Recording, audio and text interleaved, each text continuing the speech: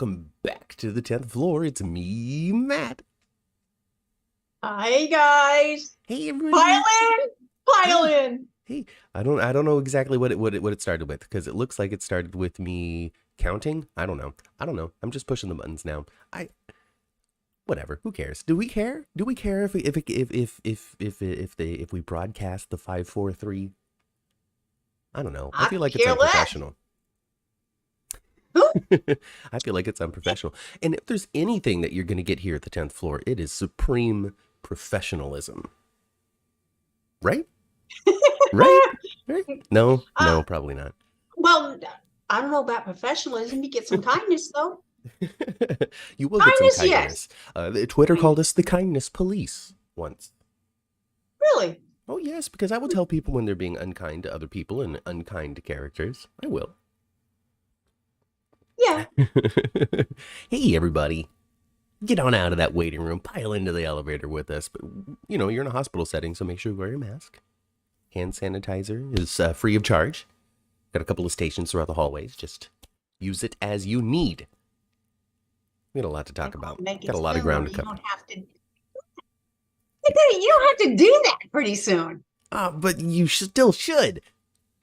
I don't know about that. I don't know, to a degree. Just be smart and safe out there. Wasn't it better to not be sick? It was better to just not be sick. So. It was better to not be sick, but I don't like having my face obscured for the rest of my life. Because you're just like, I'm too beautiful for the world. I need the world to see this face. Well, I can't see. Well, it would be nice to be able to see my smile at least. We do have good smiles, don't we? We got a good pair of smiles. Yeah. Oh man, so who's here? We got Chandra's here. Chandra's here, of course. The basketball season's over. Chandra's here. Carolyn is here. Lola's mom is here. Juanita is here. Gosh, Angela. Hey, Angela. Estee. Hey, Angela. Estee. Angela's a pot stir on Twitter, I tell you. Jeannie's here. Oh goodness, Queen of the South. We have royalty once again has joined us. Hello, my queen. All right, Queen of the South.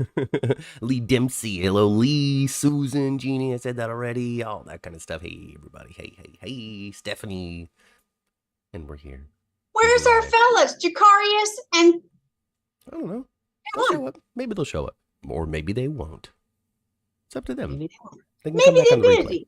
They can come back and replay. Hey, there's a lot of ground to cover. Okay, there's so much ground to cover. Last week, Ma and chat. Oh my gosh, last week, it was just nonstop action. You know, people were dying, people were getting kidnapped, babies were being had, and this week, not as much excitement, but so much ground was covered with so many different characters this week. Lots of ground cover, huh? So normally I have this little like David Letterman card. You know, I really need to get some 10th floor ones printed because that would be fun. That I write the notes on, and usually it only takes one side, but this time, Mama, this time it took two. It took two sides. You know, this week we had Curtis and Jordan and Portia, Trina and Curtis, TJ and Molly, Gregory and Alexis, Diana and Robert, Ashby, Anna and Felicia, Ashby and Laura, Spencer and Victor, Sasha, Maxie, BLQ and Chase and Dante and Sam, Dex and Sonny, Joss and Trina, Willow and Obrecht, Nina and Obrecht and Scotty and Liz and Finn, Liz and the Law, Esme and Heather and Laura. Holy smokes. Lots of stuff. Holy smokes. Lots of stuff. No, we have Kind One's not here yet either. That's who you were thinking of. Yeah. And Canadian Fuzzy. Hey, Canadian Fuzzy. Great use of disguise makeup this week. That's a good launching point. We can talk about the zombie makeup. The zombie makeup. This was my favorite part of the zombie makeup. Mm-hmm. The physical antics of Christina Wagner. She was having so much fun, wasn't she? Yeah, and you're gonna, and she says like something threatening. Yeah, and then she'd like pick at it again. She just pulls it off. Yeah, that's some really high quality Faison style makeup job. Apparently, it's very easy to just put a rubber mask on, and then you can look like Anna Devane. Anybody could be Anna Devane. Well, you know what they probably did is they had, you know. Already, Victor had a Anna Devane mask created, right? Yes. For the dogs. Yeah, because Holly was wearing it. They just found it. Yeah. Oh yeah, they just picked it up. Canadian Fuzzy says that Christina Wagner peeling it off was very funny. I thought so too. Yeah, I loved it. She had a great time with it. She really did. I don't Yeah, know she this did. this ghost projection technology that they have. I Yeah, don't know. I don't know about that. it was like a, I don't know. Like a It hologram was type of deal. hologram, like a Hmm. Obi-Wan, come on, Kenobi, you can only help us kind of thing, right? Help me, Obi-Wan Kenobi. You're my only choice. It's good. It's good. Obi-Wan. It's like I don't know, because I don't have a good like detective duo TV show that I used to watch to refer it to. Like a good fun like 70s or 80s Mm-hmm. detective. One is straight laced and a little more about the business, and the other one's more fun and peeling the makeup on their faces. They threaten the bad guy. That's what we got with Anna and Felicia right now. Yeah, we did. Thought it was funny. I thought it was funny. Yeah, the whole thing And when was good. Ashby figured out it was just a setup, she Yeah. yelled at him and stuff. I loved it. Oh man, I think that the person that they picked to play Deputy Mayor Ashby, what a soap name, Deputy Mayor Ashby. Oh man, Yep. I think what they did a great job casting, or at least the person that they have cast has done a great job when it comes to like playing up the silliness of what this story is, Mm-hmm. because her reactions are not realistic. She's not going for a realistic depiction of terror. She's going for like cheesy horror movie Yeah. type of deal. And Yeah. I'm here for it. I'm here for the Yeah. oh help, like not even trying to leave the room, just screaming for Yeah. I'm here for it. I'm here for the But wackadoodle that nonsense. ghost of Anna was standing right in front of the door. Well, not Maybe immediately. she's just too scared. I mean, if it's a ghost, it would just run right through. Just run right through. A hologram. Hey, maybe we'll get Holly back and she'll be in a hologram form. Oh my gosh. Juanita says it's the best face peeling ever. Jeannie suggests that it was probably itching, just waiting to get it off. Well, that was latex.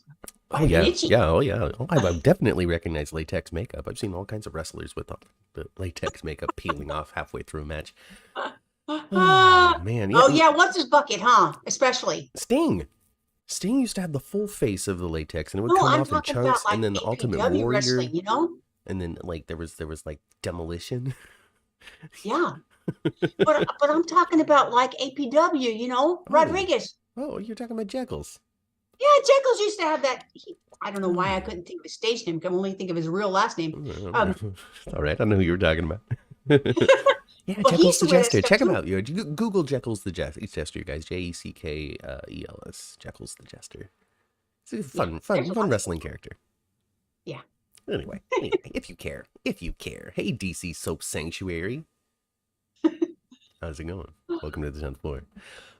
Yeah, so zombie face makeup is a super good time. Super good time. And Ashby is now confessed. I guess she's now going to be helping them in some way. They're gonna corner Victor somehow. And get him to confess that I'm doing everything for the people that I love. Yeah, and Ashby's scared of him. Oh yeah, who wouldn't be? I'd be scared of him. Ashby's really afraid of him He talks. I'd be afraid. because Felicia and Anna are telling her that she's got to now help them, Yes. and she's scared to help them. She ain't got no choice.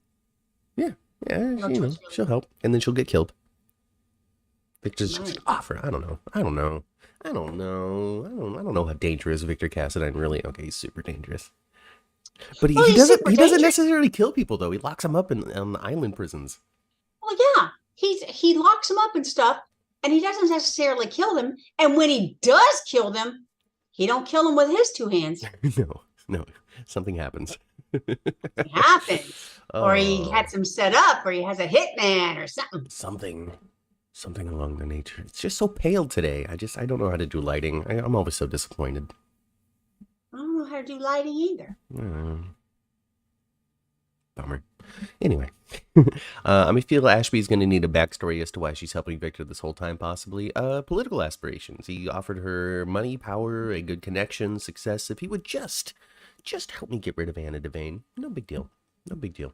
I think, yes, she's her political and her career aspirations. That's what he's promised her. Yeah, a powerful friend. He ain't gonna give her nothing. Do this for me, and I'll make sure that you'll become governor one day. I promise. I've got all kinds of connections.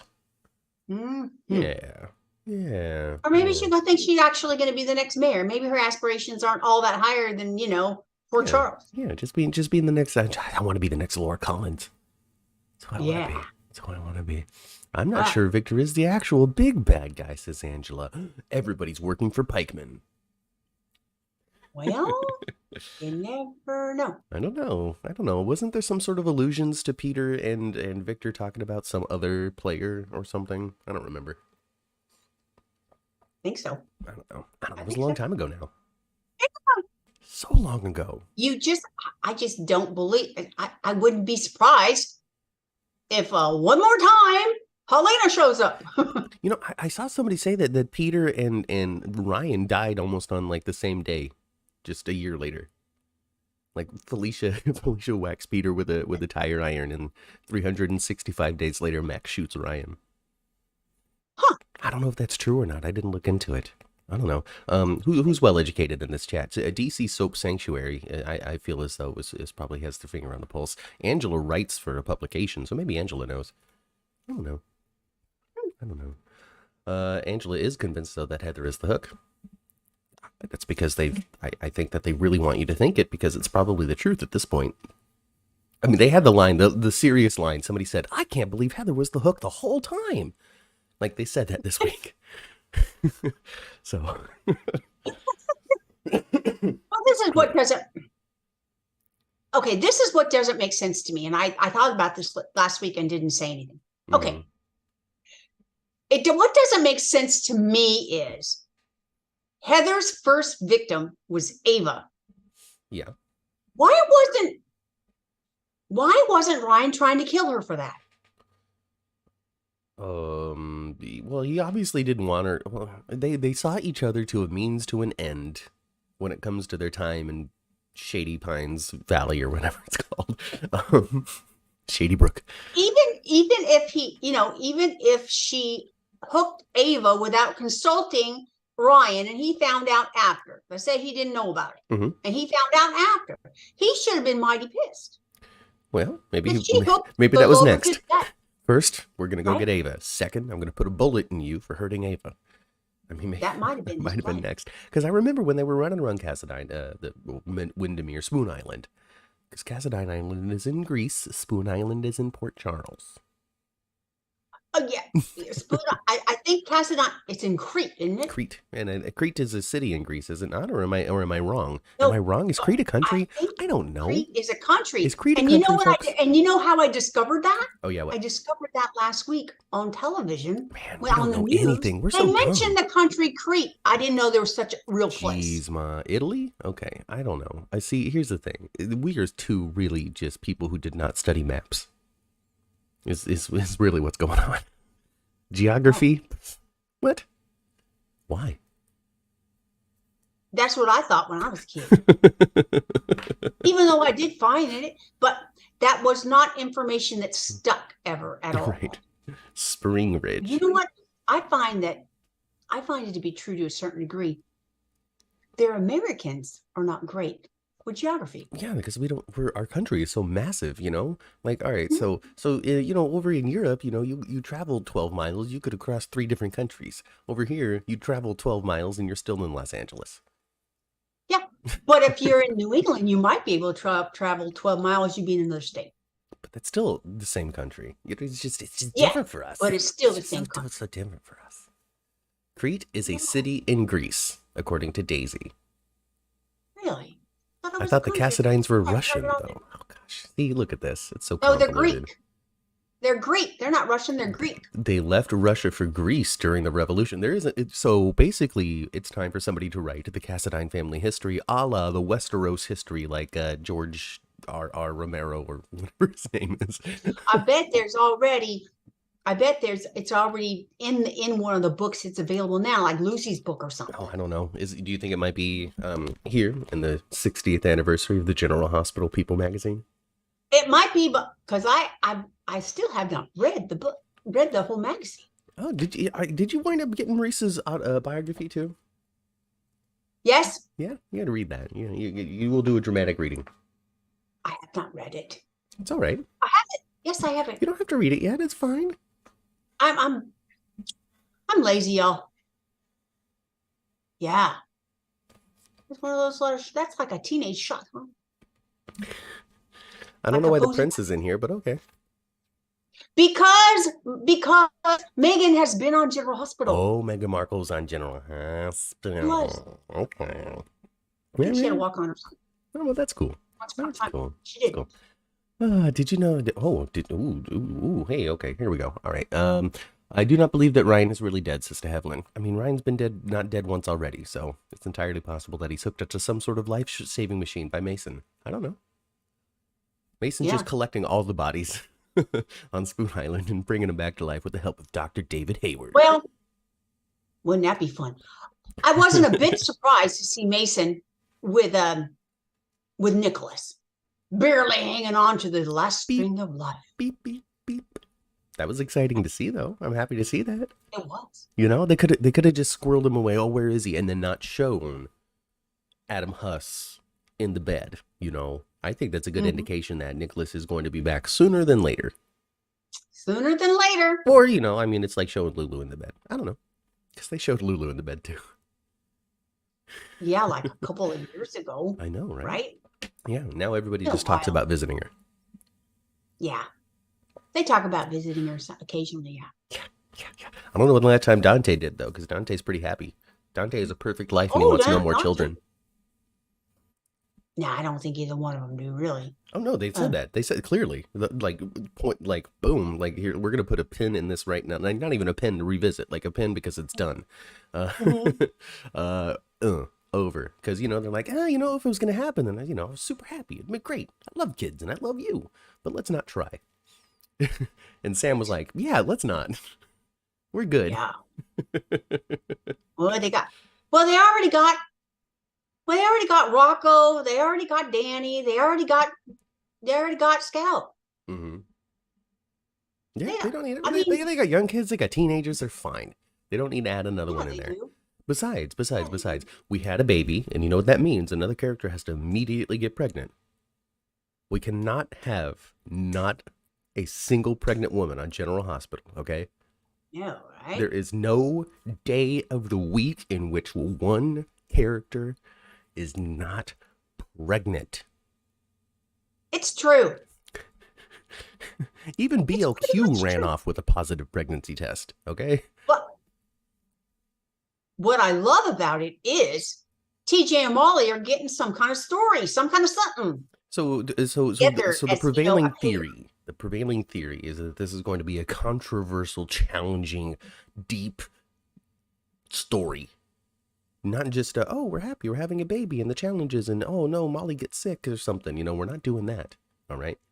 The theory is we're doing a difference of opinion as to whether or not we're gonna have this baby at all. Well, they've done that on General Hospital before. They've had someone choose to end the pregnancy on General Hospital. That's not new territory. Yeah, so the theory out there is that Molly is going to ultimately decide, I just, now isn't the time. As much as I want to have a baby, just now is not the moment. Well, she already said that, really. She already said that, but then the conversation with Christina, now she's calling TJ, she's like, da-da-da. So my theory is she's going to get some sort of big case or something that gets put across her desk, and she's like, I can't. I've got my career-making case to do. And then TJ's didn't get into disagree. Yeah, and he's in his residency, and he's always at work.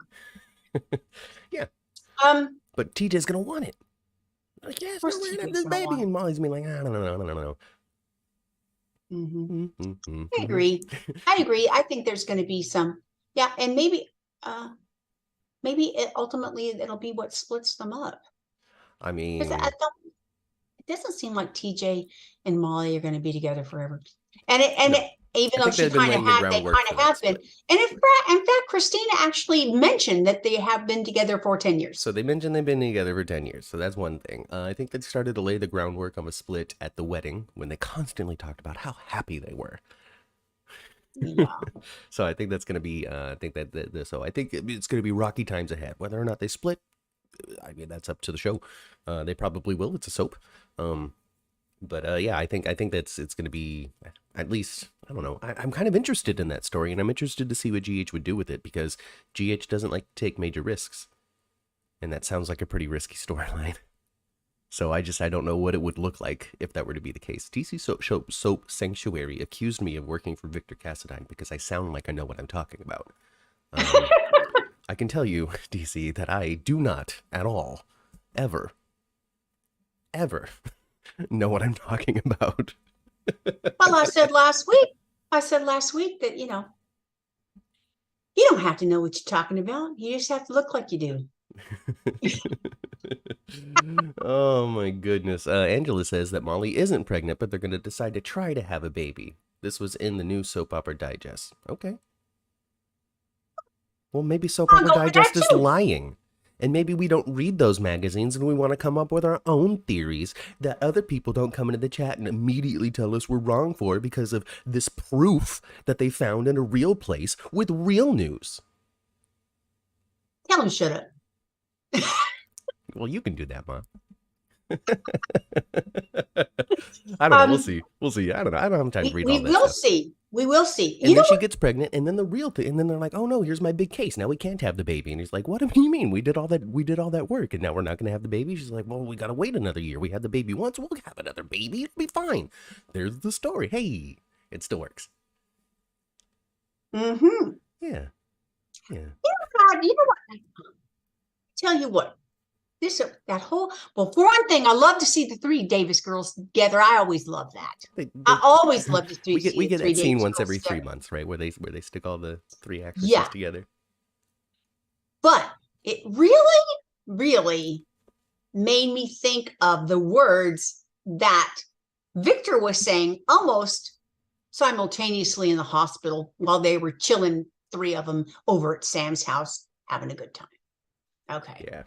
He's talking about his Cassadine heirs. He got a new Cassadine heir, blah, blah, blah. He got a whole mess of Cassadine heirs. Oh, yay, Cassadine heirs. Well, I tell you what, sir. You got a whole house full of Cassadine heirs right across the street, right across the road, right they're across. All girls. They all have a vagina. Gosh darn them. They got a vagina. That's why I can't stand He's so him. mad you punched the camera. I can't stand him. Right? I hit the table. Yeah. They don't what? They're chopped liver? Yeah, because they have no testicles? Come on. In Mikos's will or something, it's like the firstborn son of the firstborn son of the firstborn son shall be my heir and no others. Or something. You know, very, very draconian, very like it's just kind of, but I'm medieval. Very much like that though. I'm very, very, very much like that. Yeah. That kind of stuff just rocks my little boat real hard. I don't like it one bit. Oh so he got a whole mess of Cassadine heirs over there chilling together. Whole mess of them. And Danny. Yeah. And Danny. Yeah. Is a Cassadine heir that actually has the right parts. But he's not the firstborn son of the firstborn son of the first. That's what made me think of. Oh my gosh. It's like if you put Edward Quartermain's will, it's like reads like lawyer speak, like it's just very like business and like Jimmy Lee can't get nothing and none of his progeny can get nothing, but and then you got the Cassadine will, which is just medieval and these and thous. Oh gosh, it's just so fun. It's so fun. I guess right now, technically, Spencer would be the holder of the Cassadine keys. Exactly, because new baby's on the same generational plane as Brother Spencer. Yeah, and Spencer is the firstborn son of the firstborn son of Stavros Cassadine. That new little baby shouldn't matter. So Stavros was the oldest, right? I'm not sure. Hey, chat, is Stavros older than Stefan? Because if that's the case, then Stavros's son is Nicholas. So that's the firstborn son, the firstborn son. And then you got Spencer, who is Nicholas's firstborn son. So if you were to follow that logic, then Nicholas, not Victor and not Ava, should be living on Windermere. Interesting. Interesting. Chat pretty much agrees, though, that the female Cassadine should be playing a bigger part in the whole story. Yeah, they should. I don't know. I think they kind of covered the ground a little bit with Alexis talking to Spencer, saying we tried really hard to get away from that. We stood our ground. We said we're not a part of this nonsense. So I don't know. Yeah, but Uncle Victor didn't care to begin with, though. Not really. He never did. It was pretty easy to break the mold and break out of their little grasp because they weren't holding on very tight. Yeah, I guess that's true too. Because they're not the firstborn son of the firstborn son of the firstborn son. It just all right, that's 3 times. I won't do it anymore. It just gets my goat. I know it's just fantasy and everything, but it spilled over into my head too much. Kaiwan suggests that since Alexis was from like an illegitimate relationship, that she doesn't really count toward the legacy. That's very medieval as well. You know, not my bastard. I think the vagina has a lot to do with it. Yeah. Carolyn's for a pro-choice story for Molly. So maybe we'll get there. I don't know. Maybe. Stavros was the oldest and Stefan never had any. Anyway, I don't know what. Oh, any kids. So there we go. Boom, boom, boom. Boom, boom, boom. Boom, boom, boom. See, look at this. Angela's just always coming up with the facts, okay? Anytime we say something, you know what she does? She says that we're wrong and tells us why. Isn't it fun? Well, that's okay. She's fun? Our fact checker. It's super fun, yeah. Official 10th floor fact checker. Spoon Island wasn't always owned by the Cassadines. I imagine so. It's in America. It's owned by a native tribe at some point. At some point. Hey, so Josh and Trina are still friends. You probably don't remember this. This is no. Like when I was a child. Okay. Native Americans took over Alcatraz for a long time. Oh, they're like, hey, we're taking this back. This is our island. Yes, they did. It sounds like San Francisco and California probably just went, okay. Well, I mean, they're not there anymore. A little while. They did for a little while, and then no more. But yeah, there was American Indians over there for a long time. No, I didn't know. It was before my time then. It was. And was not covered in my history class, and not covered on the Alcatraz tour that I took. But if you know what to look for, you can see all the remnants of them being there when you go over there. Oh, really? Oh, I'll have to check that out sometime. I don't know. That's neat. Yeah, but they took it over. Stefan bought it for like a while. Oh, wow. So, oh my God, I'm so sorry. So Chad's telling me the story of Windermere, and it's fascinating. Well, tell me. Okay, so apparently, according to Angela, and I'm sure she's right because she's an official, reporter on soaps. So she knows. Yeah. Okay, she knows soaps. Yeah. She knows them. She's not lazy like us either. What she needs to do is she needs to start sending us really fun top 10 lists to do on YouTube. To be like the top 10 strangest pairings, and then we'll do it like Miss Mojo, but for soaps. You guys know what I'm talking about. We could do that. Yeah. But you have to do all the work, Angela. We'll just be talent. Anyway, I appreciate the history. Stefan bought Windermere when he brought Nick to town. So apparently Windermere is only as old as the Nicholas Cassadine storyline. Well, then that medieval castle must have already been there. It's just always there. What's the story of Windermere before? Was it just like the abandoned castle on the outskirts of town? But it could be. It could even be, though, that they had it built to look like to look that way. Apparently Ned used to own it, and he bought it for Dawn when they were engaged. This is wild. This is craziness. What? Oh my goodness gracious. We're going to need a whole article about the history of Well, dang, Ned, you must have sold it too cheap because you should not be out of that money yet. I mean, that's like $1 trillion house now, right? Right. A whole island. Oh my God. Ned had it when Faison rented it. Jesus Christ. I sold that sucker too soon. Holy smokes. Man, I just totally used one of my dad's phrases. I'm sorry, everybody. I said criminy, with the J word in front of it. Ah, that's a dadism. I grew up with a man who said that. Slides out of my mouth now. Joss and Trina are still friends. I didn't know this, I thought they just kind of were acquaintances that kind of casually hung out with each other. And Trina didn't even live at the dorm anymore, but apparently she does. Well, apparently they both live there, but they just don't go stay there that much. Yeah, well, if you need to find Jocelyn, she'll be at Dex's house. And if you need to find Trina, she'll, I guess, be at the dorm now that she doesn't need to hide from the Hook. Well, and you remember, too, when the Hook thing was going on and Jocelyn was encouraged to come home for her safety and Trina got kicked out, they didn't give up their dorm. No.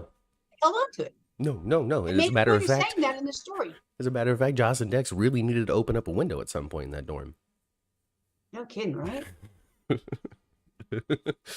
Just the smell of stink. Remember when I had mono? I was like sick for like 3 weeks. Oh my goodness. It wasn't pleasant. Oh gosh, man. I was worried about you back then. I didn't die. Guys, he had mono so bad he could hardly even lift his head off the pillow. He had mono bad. I was very sick. Yeah. I got over it though. Yeah, you got over it. It didn't save your semester in college, though, that's for sure. No, it took like a month, but whatever. Yeah. I'm fine. Well, yeah. And look at that, I can still talk, and I can still have a dynamic voice. I can still turn. Think about how long ago that was, sweetheart. Shoot, 2000s, probably 4 or 5. A long time ago. It's a long time ago. Yep, coming up on 20 years. But again, hey everybody, I'm fine. Hey. Okay, here we go. Spoon Island was bought from the city of Port Charles in 1882 by Washington Wyndham. He built his dream home, Windermere. Oh. Wow. And apparently there's a Wyndham's department store in Port Charles at some point as well. Wyndham's department store is where Laura and Luke go spend the night in it, and they. That's my. Oh, well, there you go. That's my favorite Luke and Laura story. So the family. I don't know why they're running. I don't remember, but they spent the night in Windermere's department store. Yeah, there you go. And they go dancing down the aisle, and Laura has on this beautiful pink gown that she put on from the store. It's supposed to be like a high-end kind of department store, right? Not even like a Bloomingdale's, right? Yes, like a Nordstrom kind of thing. Yeah. Not Macy's. Yeah. Even better than Macy's. Better than Macy's. Yeah. Most of those stores are gone, actually. Yeah, I mean, I'm pretty much Sears is like dried up completely. Anyway. Well, the high-end stores are gone too. Yeah. Like I don't know. Is there any Dillard's left? Probably back east. Ain't no Dillard's on the East Coast. I don't know. Maybe in some sort of like on like Fifth Avenue or something. Or like a Capwell's. Remember Capwell's? Yeah. Liberty House. Dancing in the store. Yeah, I love that. Yeah. I love that scene. I remember it very clearly. In fact, I can even see them dancing down the hallway. Wow. Well, there you go. So the family that opened Wyndham's department store also, the patriarch back in the 1800s, I guess, built his castle. And made it Windermere. And named it Windermere. It all makes perfect sense. If only the history of GH was so clear nowadays. So yeah, I just wanted to say that Joss and Trina were friends. So that's nice. It's good that they can have conversations. I'm looking forward to them having just a drop-down, drag-out fight about something at some point, though. I thought that maybe Trina might not be... I think she's just kind of like let Josh off the hook completely. Yeah? Yeah. Mm-hmm.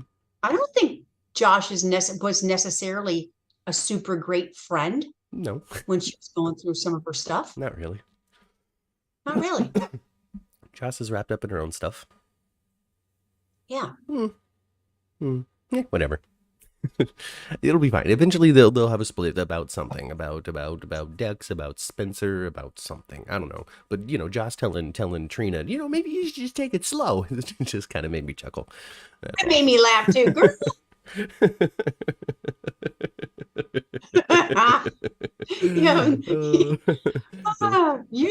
That's easy, right, Joss? Oh gosh. Joss feels very selfish, says Kind One. Melissa says they'll fight over. Hey, Melissa.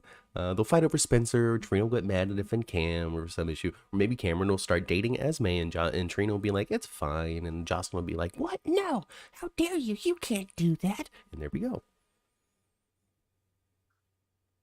I can see that. I don't know, because that's a very Carly reaction. You for a while? You know, are they going to keep Esme the way she is for a while and try to really make her like really completely redeemed? I think that's what they're going to do. Make her boring. Well, not totally redeemed. You know, what they're going to do with her is they're going to do what they did with her, what they did with the Franco. He's redeemed, good guy, find himself, paired with a Weber that everybody loves, but every once in a while he will lock Elizabeth's rapist in a cage, in a basement, and keep food just out of his reach. You know? I was good, wasn't it? I loved it. When he put him in that cage, I loved it. Angela, they're not teenage girls. They are their young, early 20s, late 19s. I understand that 19 ends in teen, but they're grown adults. And I expect them to be mature, responsible, and always make the right choice. This is a soap after all. Well, but I'm kidding. Yeah. Come on. But it's so fun to be sarcastic. But there is a big difference between a 17-year-old, 19-year-old person. There's a lot of growth in those 2 years. I don't know. I just like to pick on it. The fact that they're just teenagers because they're young adults. To me, they're young adults. They're young adults. Yes, they're in college. They're in second year of college. Okay, that's that's old enough to. If you can vote and you can go get yourself killed overseas. At 19? Well, shit, you ought to be an adult, huh?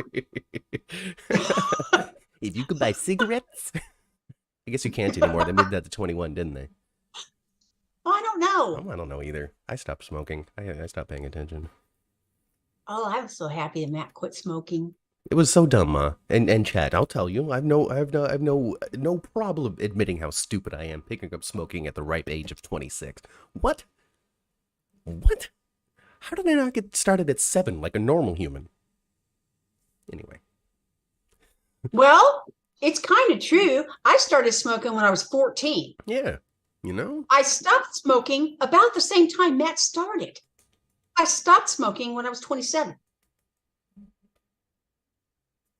I mean, she didn't stop when I started because it was the same year is what I'm saying. Is what she's saying. Because because if I were to have started at 26 and she would have stopped at 27, then my mom would have given birth to me at 1 year old, and that didn't happen. No.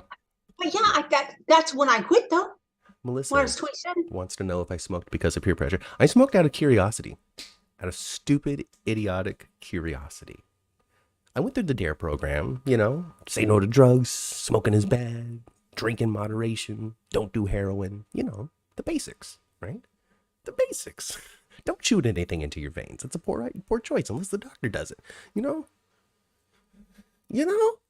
So I did all that, and so I was like, smoking health and safety, right? Yeah, all that kind of stuff. But then I grew up, right? I grew up and I wondered, people drink, it makes them feel this way. People smoke. Why do people smoke? Why do people do the thing that gets them super addicted and sick? Like, what is the benefit part? What is the part that makes you want to continue? What is that? Nobody ever explained that to me in DARE. Nobody ever said, oh, you do this and make you dizzy for about 5 seconds and you're going to like it, but that's only going to last 2 weeks and then you're just only going to try to fend off the crave. Mm-hmm. Nobody explained it to me like that. So for those first 2 weeks, I'm like, oh, I totally get it. I get it. I understand why people do this. And then after those first 2 weeks were up, I was just fending off the crave and no longer getting the spike, the enjoyment. I was just trying to not be frustrated over not smoking anymore. And that lasted for years. And then I stopped. Didn't you quit? I quit. It was challenging, though. It's challenging. If anything, picking up smoking at 26 proved to me that I do not have the capacity to go party anywhere. I don't. If I could fall addicted to cigarettes in a week, there ain't no way I could put anything more intense in my body. Yeah. Sorry, Hollywood. Yeah, I quit smoking when I was 27 because I started, I was asthmatic as a baby, as a child. My asthma was gone pretty much by the time I was 44 or 5. Mm-hmm. But it would return if I got ill. Yeah. If I got ill, it would return. And then when I got better, the bronchitis, chest cold, whatever, get a little touch of asthma. And then when I got better, it would be gone. Yeah. Well, then one time I got sick. And then when I got better, the asthma stayed. And I was in my late 20s. Mm-hmm. I went to the doctor. And I don't know why this worked on me. And people hear this kind of stuff all the time. But I don't know. It really it honed in on me. Mm-hmm. So I go to the doctor, and I'm young, I'm in my 20s. And they said, well, yeah, this is asthma. This is asthma. And I wind up being on all kinds of medication and all this crap and stuff. And the doctor told me, your lungs are like 40. He says, that's what your lungs behave like you're about 40. Oh, and you've always been afraid of being 40. He says, when you're 40, your lungs are going to be like one of someone that's 60. He says, when you're 60, don't worry about it. You'll be dead from smoking by then. Oh, my goodness. You can't say that in 2023. You'll get sued now. And that doctor was just like, that's just the facts, Catherine. Well, and I don't know, man. It totally But works. that kind of stuff works well on me, though. Yeah. Don't dilly-dally. Don't dance around things. Just tell me the facts. You do this, you're going to be dead in 30 years. Stop it. Well, I tell you, I didn't quit that day. Yeah. But within a few months, I was. Yeah. So so there's a little insight into our personal lives. If you're a smoker, try to stop. That's all. You know. And if you don't want to, then you're gonna be yelling at the screen right now, going, "No, you don't tell me what to do." It just means you're not ready. That's all. Oh yeah, like my own brother, you guys. My own brother. He's 2 years younger than me. My brother told me that cigarettes do not cause cancer. It's okay. It's all right. But he's trying to convince himself that. Yeah, whatever. He's gonna make his own choices. In any case. And our own dad died of lung cancer. It is what it is. People make their choices. It's fine. It's not for us to broadcast on the internet saying, "Hey, what a strange choice." But we did. It's fine. Right. It's our own personal soap. Hey, everybody. So the chat will not let go of the discussion as to whether or not Joss is a good friend or a bad friend. It really it lines up just like the Nina. Oh gosh, Carly situation, where whoever you liked more at the start is who if you're a big Joss fan, you think that she's great. If you're not a big Joss fan, you're like, she's a terrible friend. It's interesting. It really is interesting. I see. Well, I can't say I'm a bigger Josh fan than I don't think I have a preference between the two of them. Not really. Between Joss and However, Trina? Yeah, I really don't. However, Joss has not been a great friend. She's been wouldn't say that she's so horrible that she should just not be friends with her anymore, but she has not been a great friend through all this. She's been there to listen. A lot. She's been there to be like, "Oh yeah, okay, that's going on in your life. That sucks." And I think that's probably about the extent of it, right? Yeah, she's been so busy playing with dicks. Yeah. She doesn't notice everything else right now.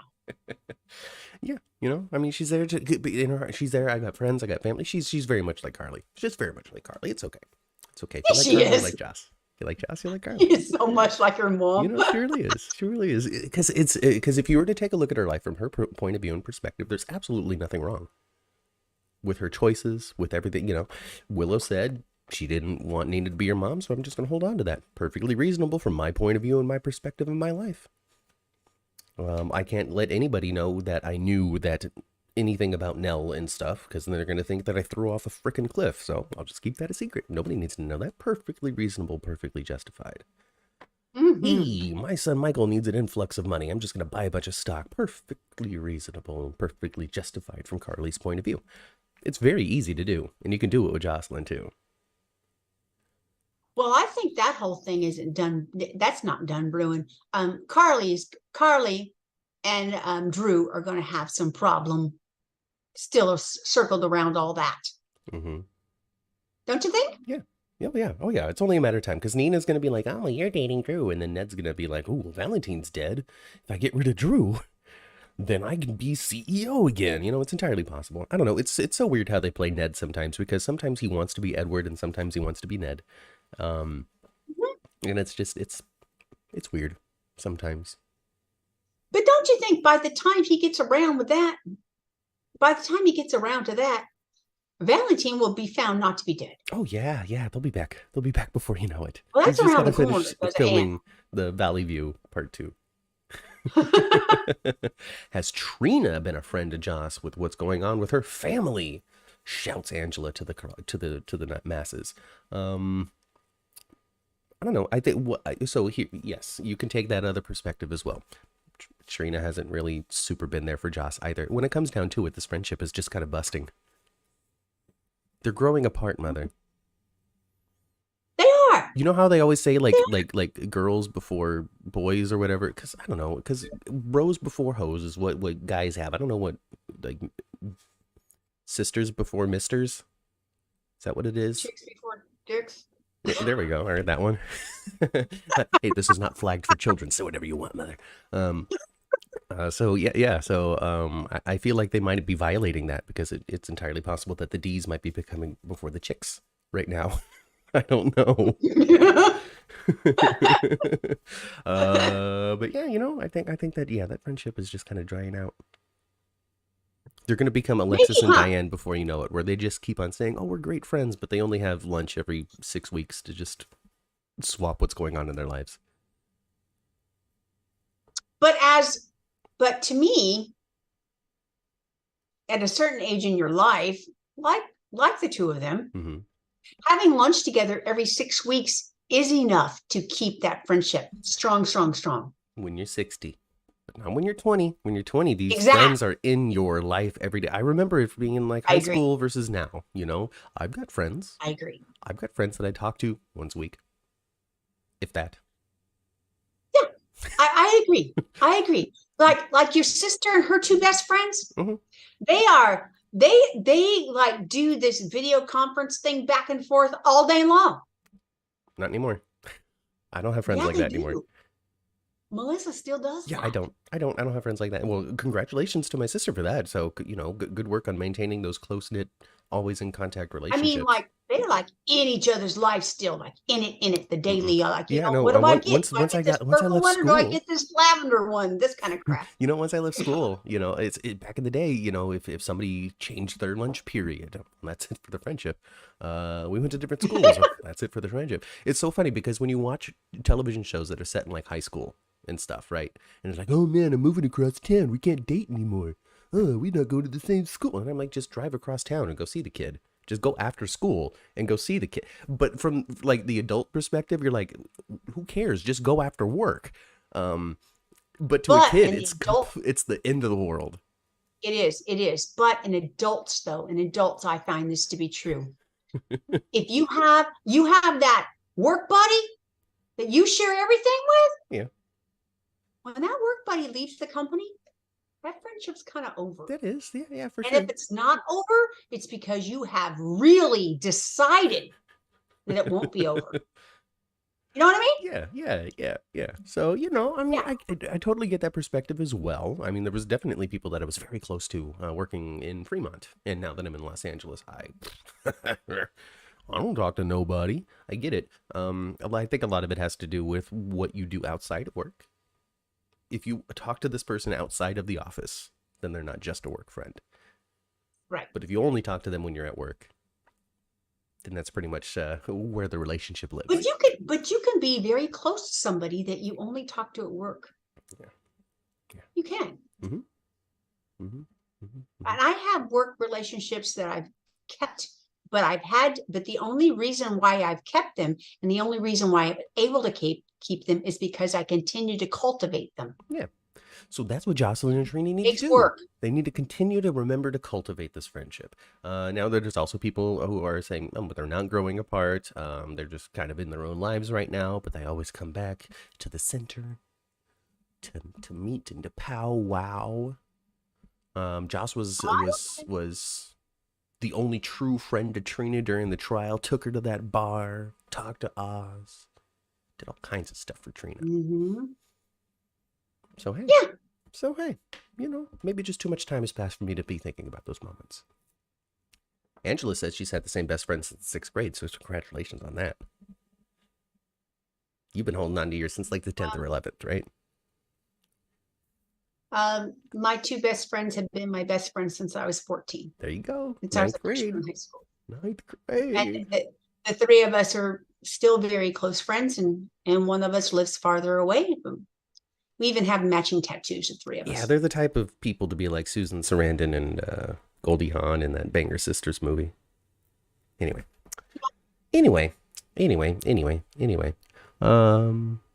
When do Spencer and Esme start getting closer? Oh my gosh, Daisy always trying to stir the pot when it comes to splitting up I can't speak. That's a possibility, but it won't happen quickly. But it's a possibility. Give it 2 or 3 years. She's got to date Cameron first. That's obviously on the way. Remember what I said? Yeah. That I think that Spencer and Trina, well, they are a super couple, but they're going to be a super married couple someday. But they won't get married for another 2 years or so. And they've got to have something to pry them apart first. They're going to have to break up. The Trina fandom believes with their whole hearts that Trina and Spencer are going to get married soon as a matter of convenience, so Spencer can get custody of the baby. They're going to do a Michael Willow repeat. Well, I got to marry somebody. Could be. But there could be also this. And this is what I thought of Uncle Victor this week. Because Laura and Spencer pretty much told him, I licked him like a booger and said, we don't need you. Yeah. Well, maybe baby Ace will come up missing. Oh, gosh. I could totally see Victor just continuing to walk down the hallway. You're the new Cassadine heir. You're just so strong and so beautiful, young man. Just into the elevator. Oh yes, I'm just gonna push the button and the doors close. Oh, you're safe with me, lad. Exactly. Because I kind of, in a way, Spencer and Laura kind of like rubbed it in his face a little bit. A little bit. I don't know, because Spencer is still Spencer still doesn't quite understand the depths of the depravity that exists within his Uncle Victor. No, he doesn't. He still sees him as dangerous ally to a degree. I mean, he's a little more weary of him after his experience with Cyrus in jail, but still not quite enough to be like, Victor, you stay out of my life. Not quite. He wanted to. He's like, I want to get separated from this Aunt Alexis. What do I do? And she's like, you can't. You're a dude. So I think that's the extent of it now. We'll see what happens. We'll see. I just don't see. I mean, it's soap opera. They're not going to just have Spencer take the baby. Oh, look, I got a car seat. I'm all ready. Oh, no. That's it. So Diana showed up at the very last moment of Friday. So we don't know where this baby is winding up right now. And since Diane showed up, it sounds like he's going to go live with Sonny. Like, wouldn't that be something? Listen. I've been privy to all the fighting, all right? There's so many people are dead, and this baby is innocent, all right? This baby is innocent. This is my daughter's son's brother, and I'm going to take care of this kid. My sister's son's brother. That's what it is. My sister's son's brother. Yeah. Or something. I'm related to this child, and Diane has made sure that I have custody. Oh my goodness gracious. Like Jax took Spencer. Oh, I don't know that Jax took Spencer. I had a dream that Jax was on the show again, Mom. Why did I dream that Jax was? Yes. Listen, I barely remember my dreams, and this one is crashing into my brain right now as we're live podcasting. I had a dream that Jax was back on the show. Like he did like a day. He showed up and had a scene with Jocelyn. I don't know why I dreamed of Jax. How strange.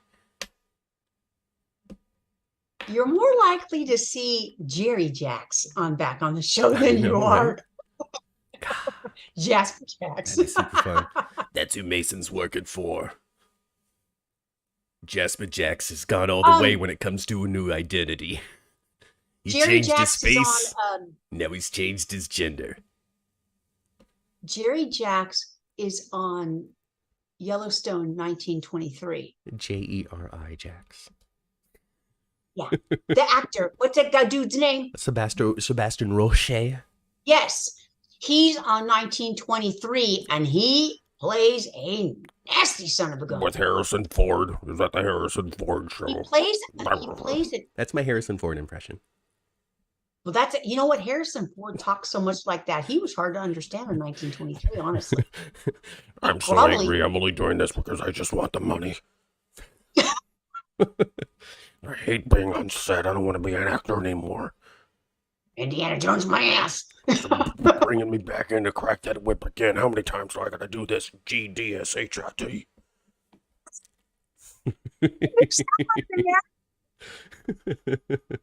You know, I'm a celebrity impersonator. Right? That's what I do at Vegas. Get over here. Chewy. Ingo will never be allowed back with capital letters, says Angela. Of course. He sued the show. There's no way he's inviting him back. No. ABC said, ABC said, I got an F for you. Hey, I'm Australian and I'm looking for a job. What if Jasper Jacks came back to town? What if Jasper Jacks died in a plane crash on the way back to town? I wouldn't be surprised if even they went this far and did a paternity test on Joss, and she ain't really a Jax. You're really AJ's. What? Really get rid of You're him. Michael's full-blooded sister. Hey, Kelly Public over. Welcome to the 10th floor. It's me, Matt. It's me, Cat. Hey, Kelly. So, how long is it going to be before Obrecht just stabs Scotty?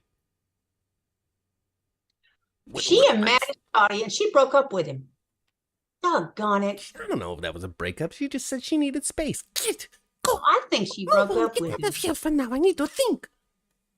I think she's done with him. I think she's not going to forgive Scotty. I think she might be breaking up with him. Elizabeth. Like, she found somebody to place all of her anger. She sure did. And we saw shadows of our Obrecht, didn't we? You know, I wish that Carly had caught a little bit of that heat, but it's okay. It's okay. It's fine. It's fine. She's giving it to Elizabeth, and I really appreciate that Elizabeth took it in stride. Like, if Liesel were to come up and deck her, just break her nose, then of course Elizabeth's gonna be like, all right, that's a little too much, Obrecht. But getting slapped, pretty good though. She slapped her pretty good, yeah. But then the subsequent, I admire the maturity of Elizabeth Baldwin. Now I'm sure there's gonna be millions of people out there that's like, no, get hit, go beat that B word up. I am sure.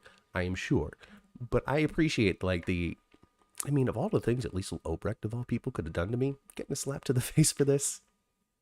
I'm going to take that. I did that. I deserved that to a degree. I'm just going to take it for what it is. I'm not going to be like, oh, how dare you? Because this is Liesel Obrecht we're talking about. I do not want to get chained to a bed in a cabin and have that cabin lit on fire. So I'm going to take the hit. And I kind of appreciate it. Yeah. She is married to Franco. She knows what Liesel can do. Yeah. That's kind of what that's an interesting aspect of Elizabeth. I want Elizabeth to be more capable of understanding the depths of people because of her marriage to Franco.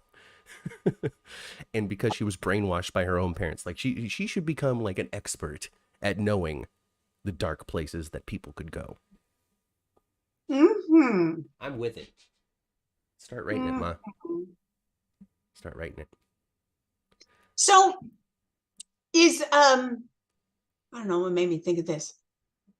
So do you think Mason has some kind of medical degree of some kind take care of poor Nicholas can't do nothing? He might. Or they just got a doctor. I don't know. Was Olivia Jerome a doctor? They got another doctor. I don't know. There's doctors all over General Hospital. Maybe Andre's doing it. I don't know. Who's a doctor that's fallen off the show? Let's see. Who's not on the show anymore? Dr. Corbin Burnson. Dr. Lucas. Hey, there we go. Lucas. Yeah, Lucas is up to no good. Lucas is. Corbin Burnson played Carly's dad. Yes, I'm sure he's dead. I don't know. Carly's dad is dead. Corbin Burnson is not. Well, yes, I know that. Let's see here. Yeah, it could be Lucas. Lucas needs a story. Lucas could be like, hey, you know what? This is my adoptive sister's cousin or something, which makes him my cousin. I'm gonna save Nicholas or nephew. I don't understand the relationship between Nicholas and Carly. I don't know. Is there one? I don't know. Nicholas, Bobby. See, you know what I do? I keep on considering Laura to be in the Spencer clan genetically. And I need to stop. And she is not. She's not. I constantly do that. I'm like, well, she's related to Bobby, and Bobby's related to Laura. No, Bobby's not related to Laura. They were sister-in-laws for a That's very it. long time. But not anymore. That's it. Like I said last week, legally they ain't nothing together. No. Yeah. Ooh, are we fighting with Angela again in the chat? What's going on here? What did you say this time, Angela? Stephen Lars was a doctor, so maybe Stephen Lars is out there. There we go. He's in the jailhouse, isn't he? Yeah.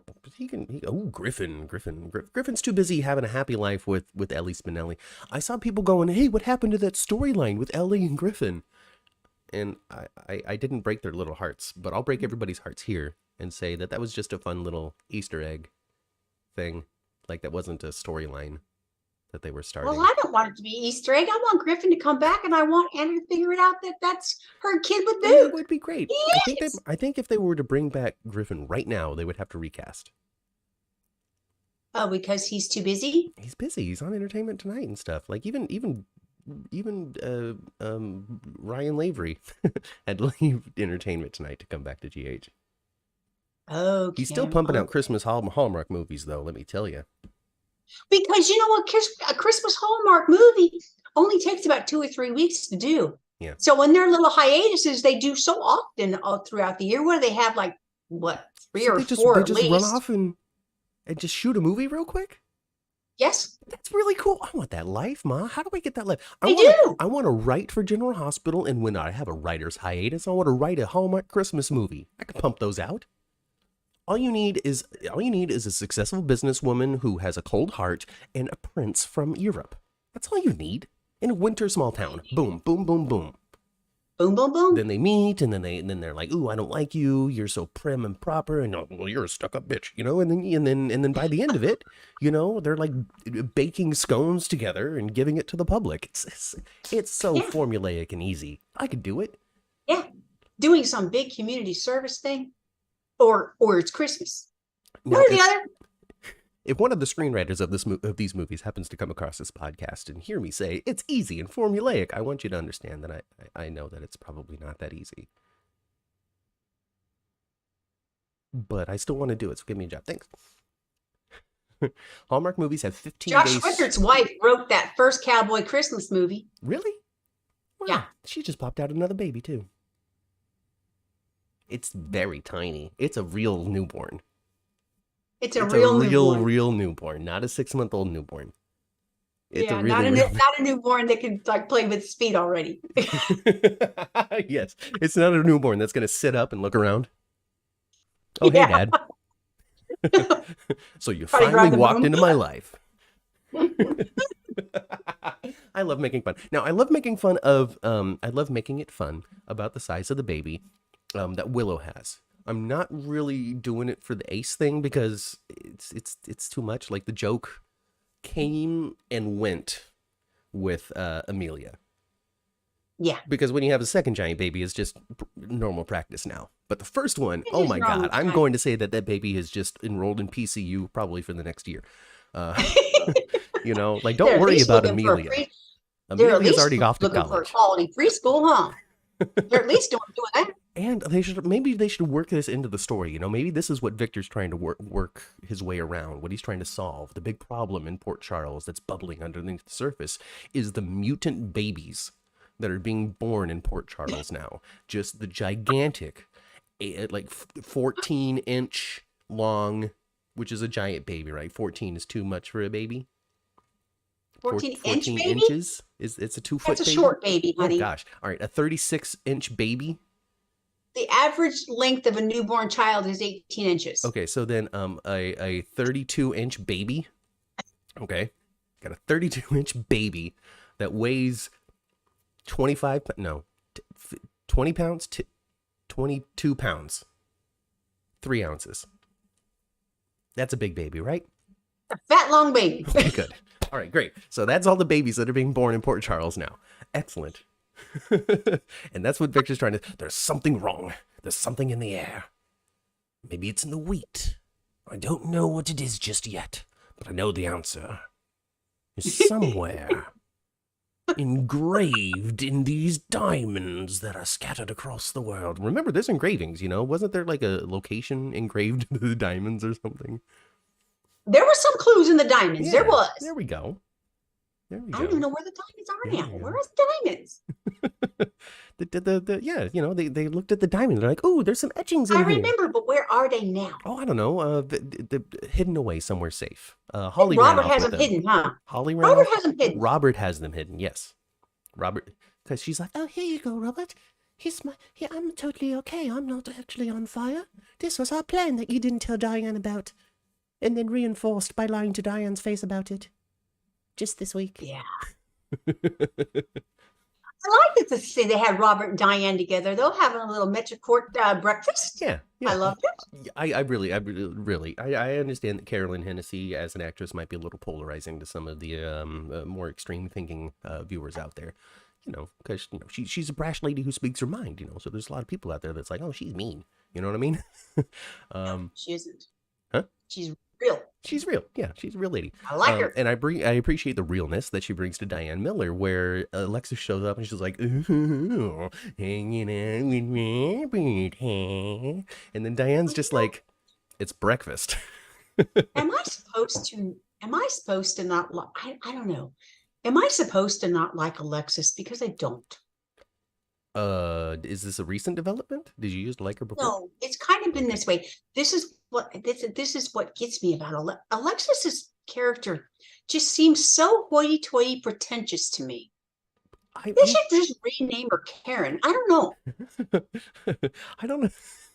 I don't know if she's a Karen, Ma, but you know what I'm talking about, though? The snootiness. I get it. I don't know if she's necessarily supposed to be like a bull, but she's supposed to be like Aaron Brockovich, like a champion for the people. Yeah, I guess. I don't know. Maybe not like her, but you're supposed to root for her success because her success is going to be usually something that's beneficial to the public. The community. The community. She's a good You didn't see the show The Good Place, and you should because it's great. I think you would like it. That's Ted Danson, right? Ted Danson, yeah. Ted Danson is in it. Your sister says he's a good-looking old man. Yeah, she really likes him. By the way, Melissa says that you're not wrong. Alexis is a soccer mom, just so you know. Just so you're aware. Digger. There's been a few scenes when I do like her, but I guess professionally I don't like her. When she's doing her profession, I don't like her. It's totally okay. I think that she's just not necessarily likable, just cheerable. You want her to succeed. It's all good. It's all good. But anyway, The Good Place. There's this one character because you had The Good Place and you have The Bad Place, right? That's pretty obvious, right? And they have it set up so there was actually only one person in all of existence that was a royal B word, right? But developed an app or something that saved an entire hemisphere from starvation or something. And so cosmically, even though she was just a horrible CUNT to everybody. Oh God, Matt. I should edit that out. I'm sorry, you guys. That was too much. I can't edit it out. We're live. Oh, YouTube, don't. Anyway. So even though she was a horrible person on this hand, she did something that just really set the world right in this hand. And so she wound up in the medium place. Oh, she wound up in the purgatory. Yeah, but she was the only resident there. Oh. So, anyway. So what's that tell you? That people are really all good or all bad? I'm sorry? Does that tell you that people are really all good or all bad? Oh, no. See, once you get into the mythology of the show, you'll find out that a lot of people go into the bad place because it's really hard to karmically be a good person in how the world is structured. And not because you're making poor choices and selfish choices, but simple things like I'm going to buy a dozen roses for my wife has implications down the line because those roses were cultivated by people who are being underpaid and appreciated for their job, who came from a country because of some sort of war-torn this, that, or the other thing. So even though you are doing this nice gesture for your wife, the ripple effect came from all of these negative things, or could potentially cause these negative things, because all of these behaviors are now going to persist because you have purchased these. Anyway, You'd have to watch the show to really get into like the mythology behind good place versus bad place and all that kind of stuff. But basically, it was next to impossible to get into the good place because it's just not that simple anymore in the world. Okay. Back in the day, if you wanted to give flowers to your loved one, it's because you went and got seeds and planted them and cultivated it and grew them and pulled them and gave them. Like there's no other part of this chain of some maybe potentially terrible atrocity that happened in order for you to actually get these flowers. Mm-hmm. Anyway, wildness, and nothing to do with General Hospital. No. What does the chat say? The chat says that Kelly is correct. Well, good job, Kelly, for being right. I don't know what you're right about, but good job. Sam McCall is Lucas Jones's sister. They have the same father, and Nicholas Cassadine is her cousin. Okay. Let's see here. Jokes about the giant baby. People are done with them, and people want them. It's very strange. I don't understand why GH is so polarizing. It's so weird. It is so weird. Even jokes about giant babies. Some people are like, oh, let's be done with them. Other people are like, no, we should be able to joke as much as we want. Oh, gosh. Oh, man. What other important thing do we need to talk about? Well, if I see a porta potty over at Laura's house next week, a little potty for a baby at Laura's house next week. Yeah. Man. We're just going to sort us up Ace really, really, really, really quickly. Oh, speaking of Ace, I did a little pre-show poll. That's going to be something I'm trying to do in the waiting room. So if you guys want to join a few minutes before the broadcast starts, you can wean off of Maurice Bernard's state of mind, come on over here to the 10th floor, and answer the poll question. The poll question this week, Mother, was, do you like the name Ace for the new baby Cassadine? And I'm going to tell you, Ma, at the time, I don't know what the audience is going to, I don't know what the chat's going to think right now, but at the time, 71% they were said anti. no. They were anti-Ace. 71% said no. I don't like the name Ace. I like the name Ace. I think the name Ace is just fine. However, I don't know if I like Ace on a birth certificate necessarily, but I love it. Aston. Aston. They could name him Aristotle and call him Ace. Aristotle. Now that's a good Cassadine name. There you go. So here's the thing though. I don't know. So Spencer, this is not your child. Okay? Spencer, this is not your baby. Spencer. Right. You are not this baby's father. You are not this baby's guardian. You are not planning this child's life to the letter. And you can't just say, I don't like the name Ace, I'm going to change it. It's not this baby is a person. This baby is not an object that Esme gave birth to. This is not something that your father has bequeathed to you in his death. Ace is a human. And you can't just go, he needs something better than Ace. He's not a dog. All right? Can't just change it. And even then, we had a dog. We couldn't change it. Dog was going to be Tito forever. Mm-hmm.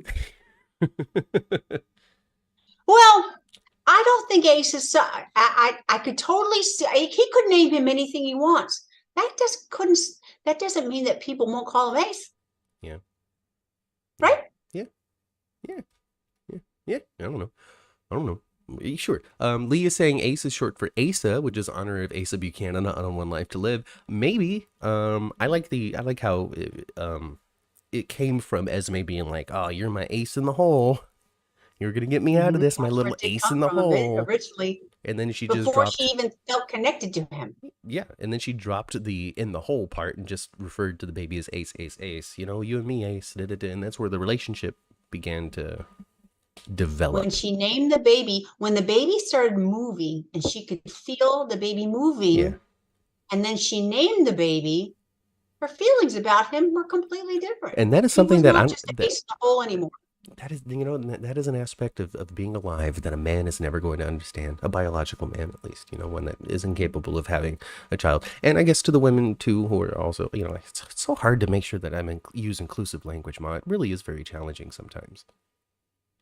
Anyway, That's an aspect of life that a number of people are never going to experience or understand, and it would be really fascinating too.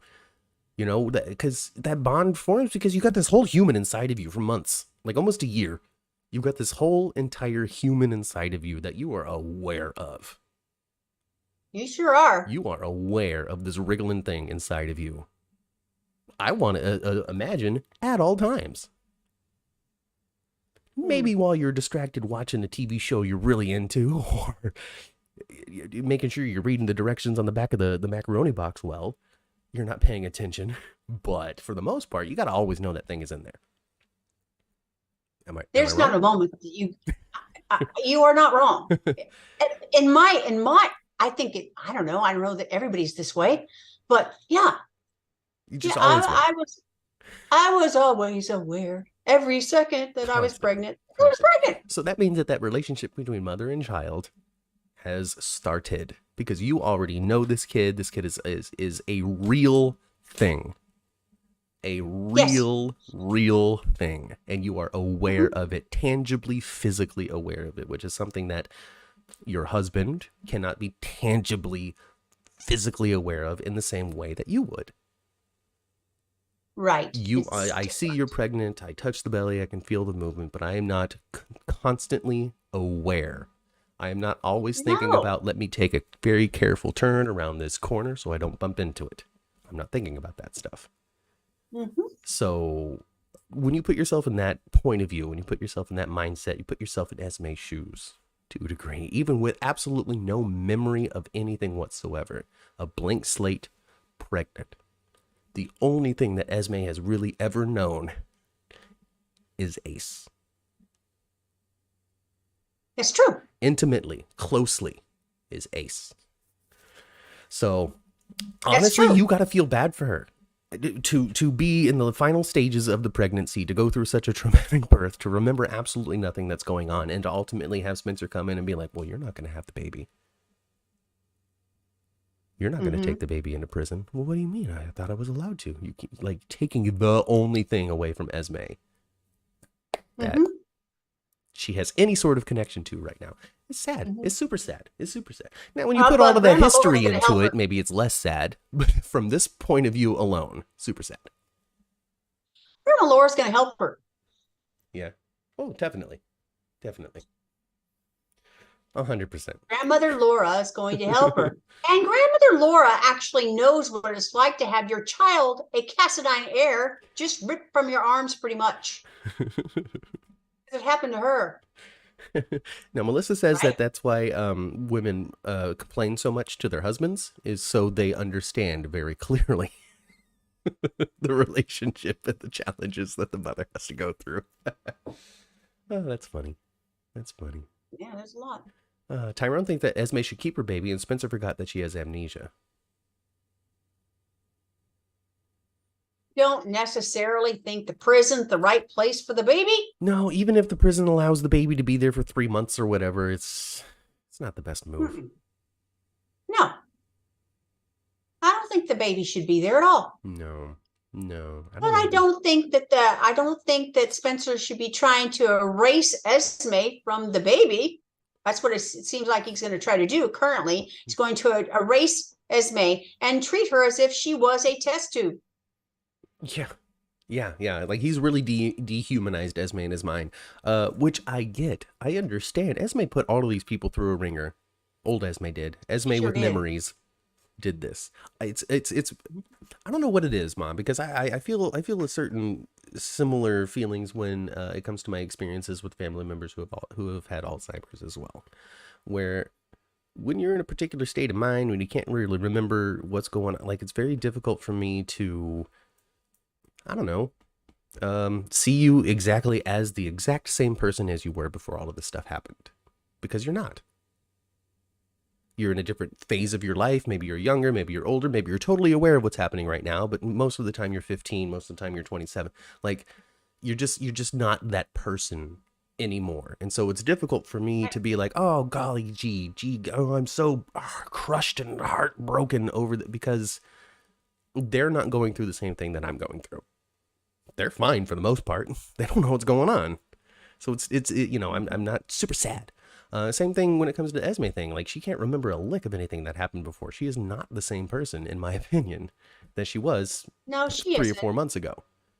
I don't feel as though this iteration of person with the cognizant memories of what's gone on in her life necessarily needs to be held responsible for the choices that the previous occupant of her body made. Now, if that person comes back, absolutely, throw her in jail. But you can't punish for something. Like, I find it hard to punish somebody for something that they cannot feel bad about because they literally didn't do. I can't feel bad about this. I don't remember it.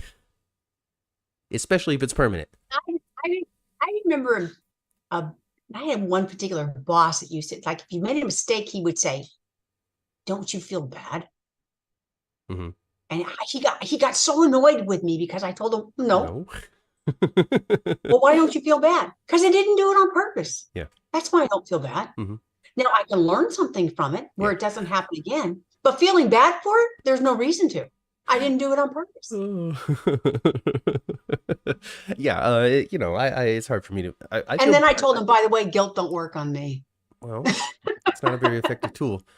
Not for you. Not for you. Nah, I can't imagine that. No, I'm the type of person at work to maybe not ask that question, but I might be the nicest guy in the world outside of the office, Mom, but I got to tell you, sometimes in the office, I'm like, why can't you do things right? You know? Yeah. Like, this is really simple. But then they have to say, and this reminded me of being raised by you. Matthew, you have to understand that just because you understand something well, or just because you are particularly good at something, doesn't mean that everybody else will be also. I guess that's an expectation I carried through my life. So what do you mean you can't do that? What do you mean this makes no sense? Anyway. Yeah. Anyway, Esme did horrible things, but Ava, Sonny, Victor, and etc. are all free and living their lives and did much worse than what she did. So, see, and then you're going to get arguments there, Angela, because they're going to say, oh, well, sex tapes and drugging people. I don't know. I guess that is pretty par for the course. Well, I think the difference between with Esme and some of the crimes that some other people have done in Port Charles is Esme is like really like emotionally battered people. Oh yeah, she did. Like, like with Kiki's ID next to the burned car. Yes. Yeah. That was emotionally abuse. Emotionally violent. Yes. That kind of stuff. Like, she did it's Ryan-esque kind of things. And her not actually having amnesia would also be perfectly par for the course when it comes to being a Chamberlain. Yeah. And when it comes to what Esme has done. Oh, he's faked everything. Yeah. I wouldn't be surprised. I wouldn't have been surprised if he'd have popped a hand out of that sleeve and said, I was faking. I have 2 hands after all. Can you imagine? Just, and that one had a gun. Yeah. Oh, good. That would be great because it was hard sometimes seeing John Lindstrom's obvious real hand underneath that sleeve. Oh gosh. So Daisy says, Matt, it really depends on what they did. Esme put a tape out there, and that's gonna last forever. She does have to pay. What she did to Trina, she needs to pay. People always mention what Esme did to Trina. Every single time this comes up. She needs to be punished for almost killing Trina. Show faux pas, should have only been 1 pill. Esme didn't try to kill Trina. She just tried to mess up the relationship. I think what the show did was use the wrong medicine in the wrong dosage when putting this thing together. The B team in their B role made a poor choice when it comes to a visual on the show, and it became less, I'm going to mess up Trina. I can't trust that she's going to drink enough to be put in this position, so I'm going to help her along. And it became attempted murder, way too much, complete drugging, which I don't think was the original intention of the show. It was just supposed to be like taking Ambien, Now, killing and drugging Oz Haggerty? That's different. She was trying to kill him. Now that is different. That is different. So, but I didn't write the show, so I don't know what their original intention was. The only reason I really think that it was a depiction of something that was too large. Gosh, I don't know how to write. I don't think so, and it doesn't make sense either. Mm-hmm. If she had intention, her whole intention was to blackmail Trina. Yeah. Why would she need to even do that if she was trying to kill her? Yeah. If she wasn't really trying to harm Trina physically. She was trying to harm her emotionally, which is what Esme does. Yes. Yes. Oh, wow. Jeannie really want me to see this. On days they forgot a character had lost a leg as a little boy. That's hilarious. It's like if Patchy were to show up with 2 eyes. It's like, oh, I forgot to put my patch on. It's a miracle. Oh my goodness. See, there we go. Look at everything Liesel's done. She's walking around. There you go. Liesel's done a lot. Oh my, so Heather screaming at Laura was the last thing that Allie Mills did on her particular deal. Is she done? She's done for now. Oh, she is? She's done for now. Going back to the high security gulag.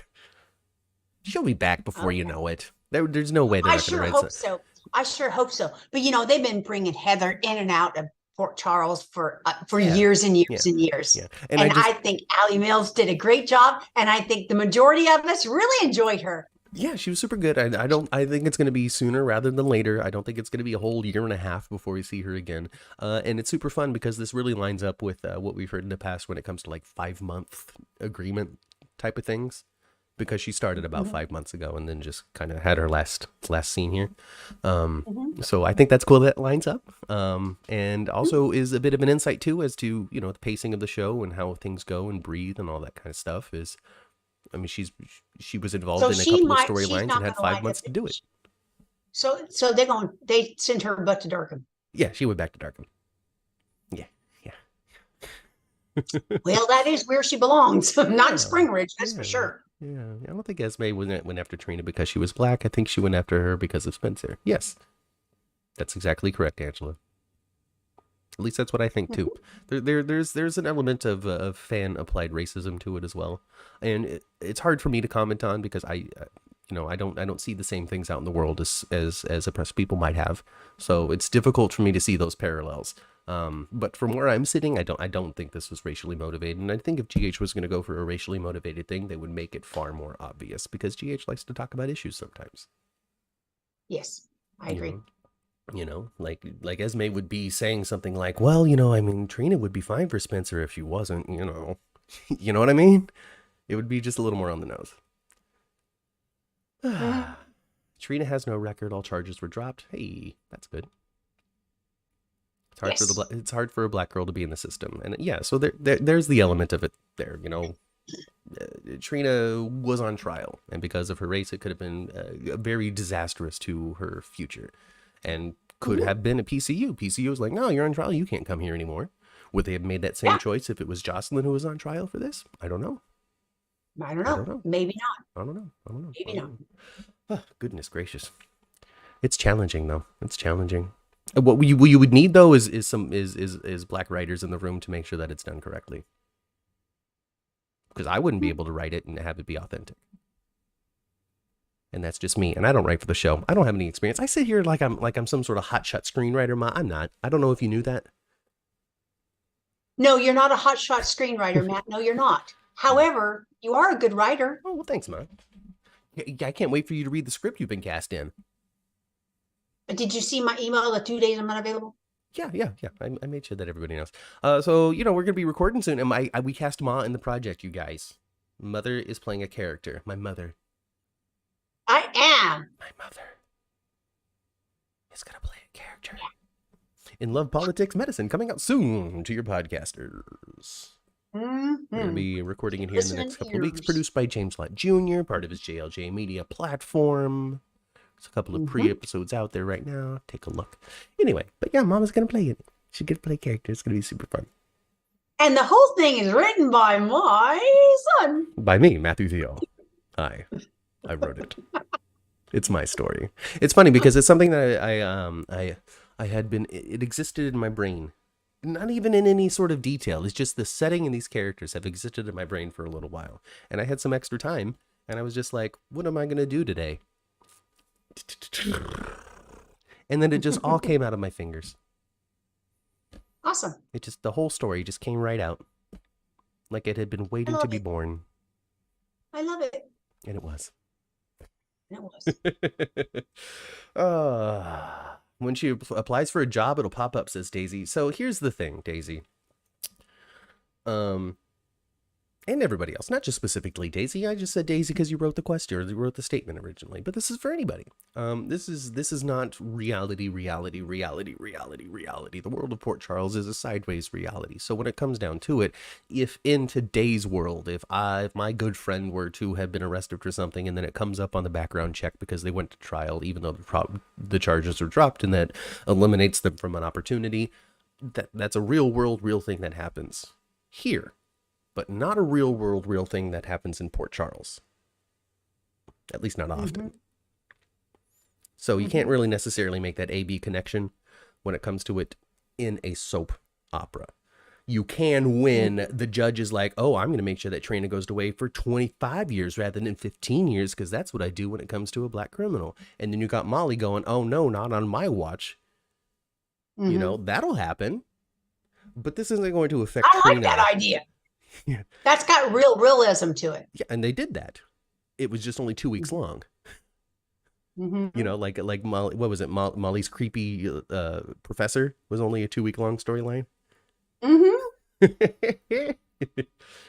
Melissa says that you need to deliver your lines on my show like Wes Ramsey.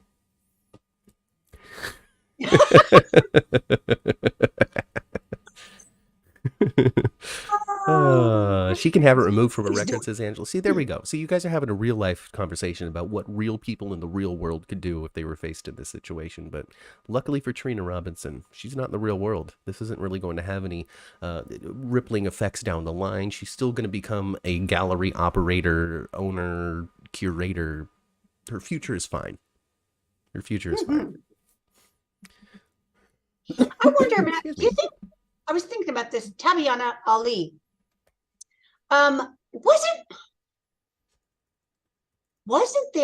Isn't there another young African-American female actress, the last name of Ali?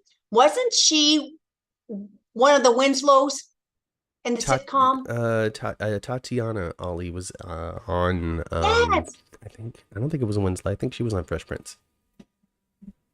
Oh, okay. Yeah, I think she was the littlest one on Fresh Prince. I just wondered if they're related because their last names are the same and their first names aren't all that different. And very often, you know, a lot of families will say, "Oh, all our kids their names are going to start with a T, or they're going to start with a J, or whatever."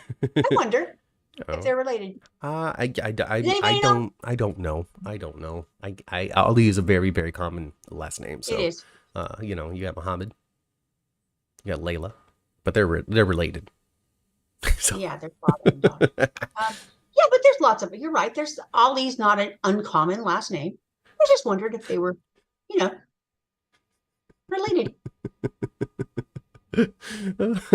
Yes, Angela, but as someone, so Daisy again. All right. Last statement about the whole Trina in the system thing. It's just we're gonna say it right here, and you guys are gonna have to accept it as truth. It's over. It's not gonna come and haunt Trina. It's not. And when it comes down to it, how much responsibility does a daytime TV show have to making sure that they are being completely accurately depicting of the real world, of these political issues, of these race issues? How much responsibility does General Hospital specifically, with its 600 to 700,000 viewers, have to making sure that they are on top of the issues and pushing a political agenda and making sure that they're talking about these Law and Order size stories? I don't think that's where GH is at, you know? I don't think that's what they're trying to do. I think they're trying to put together some drama. I think they're trying to make you go, ooh, that B-word Esme has done that horrible thing to Trina. You know how people used to talk about soaps? That's how they still want you to talk about soaps. where you go to the water cooler and you go, man, Esme's got amnesia. You think that she's going to wake up and start terrorizing people again? Like, that's what they want you to talk about. Yeah. Like the classic sitcom conversation about soaps. Oh, well, so-and-so fell down the elevator shaft and bashed their head. Now they think that they're brother. Like just classic, Oh, I can't wait for Susan to find out if Tommy or George is the father of their baby. Like that is what General Hospital wants you to talk about, not these crazy deep inner workings of how society functions with each other, because it's not 2020. I think soap operas have been created, maybe not. They were always created initially as an escape from realism. Yeah. It's melodrama. It's hyper drama. Yeah. And that's what it needs to be. I love it. Come on, General Hospital, Ice Princess, and weather machines. Weather machine, yes. I mean, they're doing it with Anna and Felicia. They're hitting it. They're hitting that soapy nonsense with Anna and Felicia right now, haunting. Yeah, they are. Ashby. Victor is such a soapy villain with just his delivery of things. Spencer and Trina, classic soap romance. And to answer the question that came through the chat a few minutes ago that I kind of chuckled at because it's just funny. It's a funny question. Do you think they're putting Spencer and Trina together? Yes, I do. Spencer and Trina are going to be very together. They didn't show them together that much this week, but they will be in the future. It's a guarantee. Leslie gives Trina's completely on board with Spencer raising his baby brother. Yeah. She don't seem to be on board with that. She thinks he's kind of making a mistake. Yeah. Most people think that he's making a mistake with that, except for Victor, which should be all the evidence that you need that it's a poor Now, choice. this is what I didn't like that Grandma said last week, what Grandmother Laura said last week. I didn't like this when she said, and it's kind of true, but I don't know. I guess I kind of splashed it on my own life a little bit when she said he was just too young to be a good parent. Well, I don't necessarily think that's true. I was 21 years old when I had my first child, and I was pretty damn good at it. I don't know, man. You had a little more real life experience than Spencer. That's true. I haven't had no. I certainly don't own a silver spoon, much less been fed with one. GH Loves gives themselves props for other storylines that aid, so they have to take the lumps when they're tone deaf. Okay. Sure. But I think that also, I don't know, like not to get into the nitty gritty, because I don't know what you in the chat would think or what you might would think either. But where is the line when it comes to, well, since Trina is a black character, she can no longer be involved in certain stories? That's fairly limiting, is it not? Well, she can't be drugged by a white character because that's too racist. Well, what's Trina going to do? What's going to happen to Trina? What challenges is she going to overface if everything is going to be put through a racism lens? I don't know. And I don't want to get in trouble either. I'm just having some real thoughts. You tell me. I don't know. I don't know the answers. Yeah. I don't know. Gregory's going to die, I guess.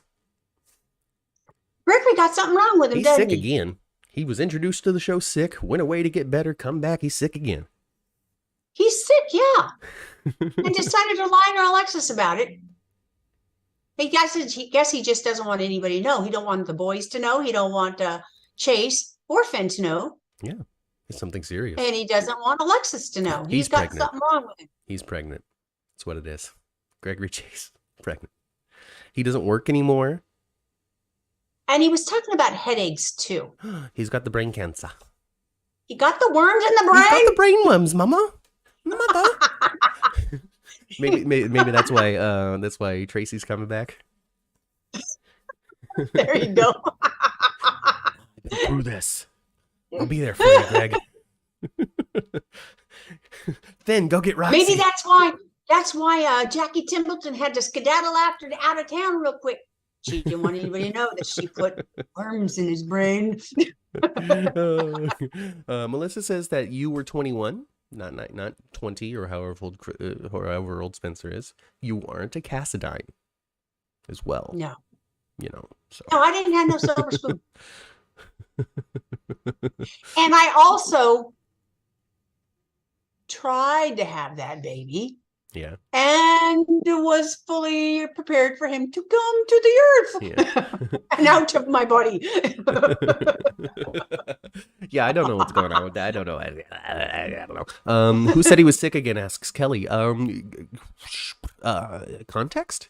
Context says that he's sick.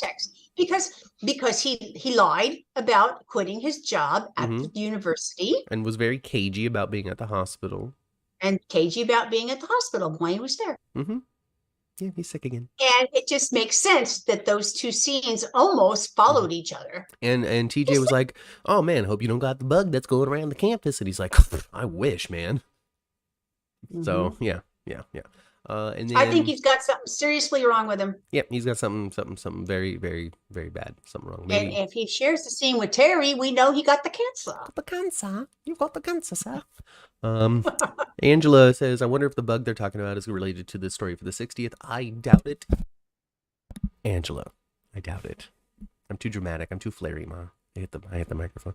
I think that General Hospital for the foreseeable future is going to avoid widespread sickness storylines. Until people stop saying the word COVID every single day. Because I'm pretty sure I say the word COVID every single day. Storyline again. Then. So I don't think we're gonna have a widespread illness. I think it's just one of those. Well, you sick because you got the bug that's going around. It's a normal thing for people to ask and say. That's my thought, at least. If Dex made you a meal, Ma, would you eat it so readily, or would you think he's trying to poison you? Well, if I were Sonny, I'd eat it. Hey, you just making my mama's recipes then, huh? You going through my cookbook, you just making whatever. Good. Gloria said food is meant to be shared. Yeah. I thought the point of all that scene was just to was to build more of a relationship between Sonny and Dex. Now, what I didn't understand this week, you guys, and maybe I just don't appreciate the male anatomy enough. What? There's no reason for those two to be in the steam shower. Are you talking about Chase and Dante? Time. Yeah, Mama. People hang out in the sauna for a long time talking about their. Well, life. I know they do, but there was no purpose of having them there. I'm just saying what's the purpose of having them at a cafe? What's the purpose of having them in the office? I'm just saying, okay, all right. Let's spin this if it was two females. That's what we would call that. We would have called that exploitation. It is. If it would have been two women. And I think it's exploitation with two men as well. Yeah. There was no purpose in this freaking story for them to be in towels in the steamy. No, they just wanted to show off two men bodies. Why have a pool set? Yeah, whatever. It's gross. Whatever. It's nasty. Boys are gross. I just thought it was goofy. Boys are gross. What I couldn't. I thought it was goofy. So it was difficult for me to engage with the scene, mostly because of the massive difference in size of towels between Dante and Chase. Chase was in a dish towel, practically, and Dante had like a beach towel wrapped around him several times, and I just could not get off of the fact that you could see Josh Swicker there trying to hide his underpants the entire scene. While Dante got to be all man-spreaded about, not caring about anything because his towel was 4 times as large as Chase's. And that is what I paid attention to during the scene, and that is what they wanted us to pay attention to during the scene. Not what they were talking about. I don't remember what they were talking about. What, women? I don't know. Women in life and their careers, and Chase trying to get back on the force and stuff like that. I don't know. It's just where they were talking. Whatever. Who cares? I just thought it was... It's for the women and for the gays, just not for you. I know that, and then they go back to it, and they go back to it again. Yeah. It's like, all right, come on, y'all. Can they at least be in the locker room putting on some dang clothes there or something? No. I just thought it was. I thought it was goofy. They even cut the part where they bonded afterward, but that's for a different. It's for a different website. Chasing Dante. I don't know. Maybe my postmenopausal mind just said whatever. I don't know. Maybe.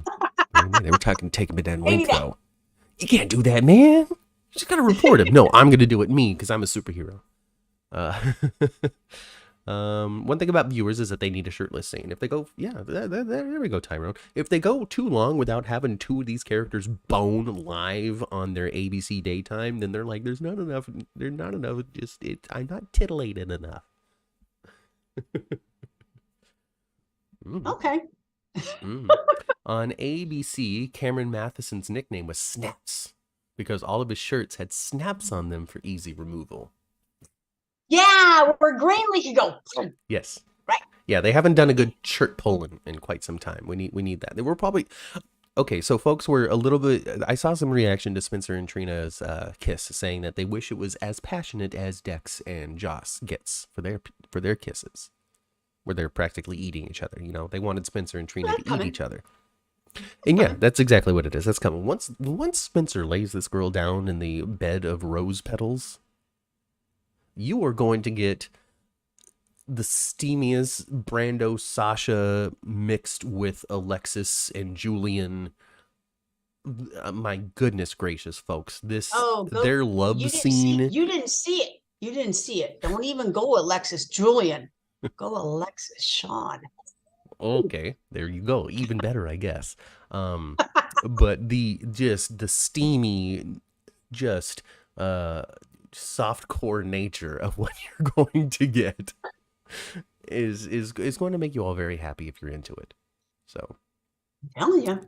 I've seen Nicholas Chavez on Instagram showing pictures every once in a while. I've been like, oh, here's my gym update. You know how actors do. You know, they all do that. They're all in good shape. They're all in good shape. But I can tell you, man, Nicholas Chavez is in twice the shape that he was last time they were at the pool.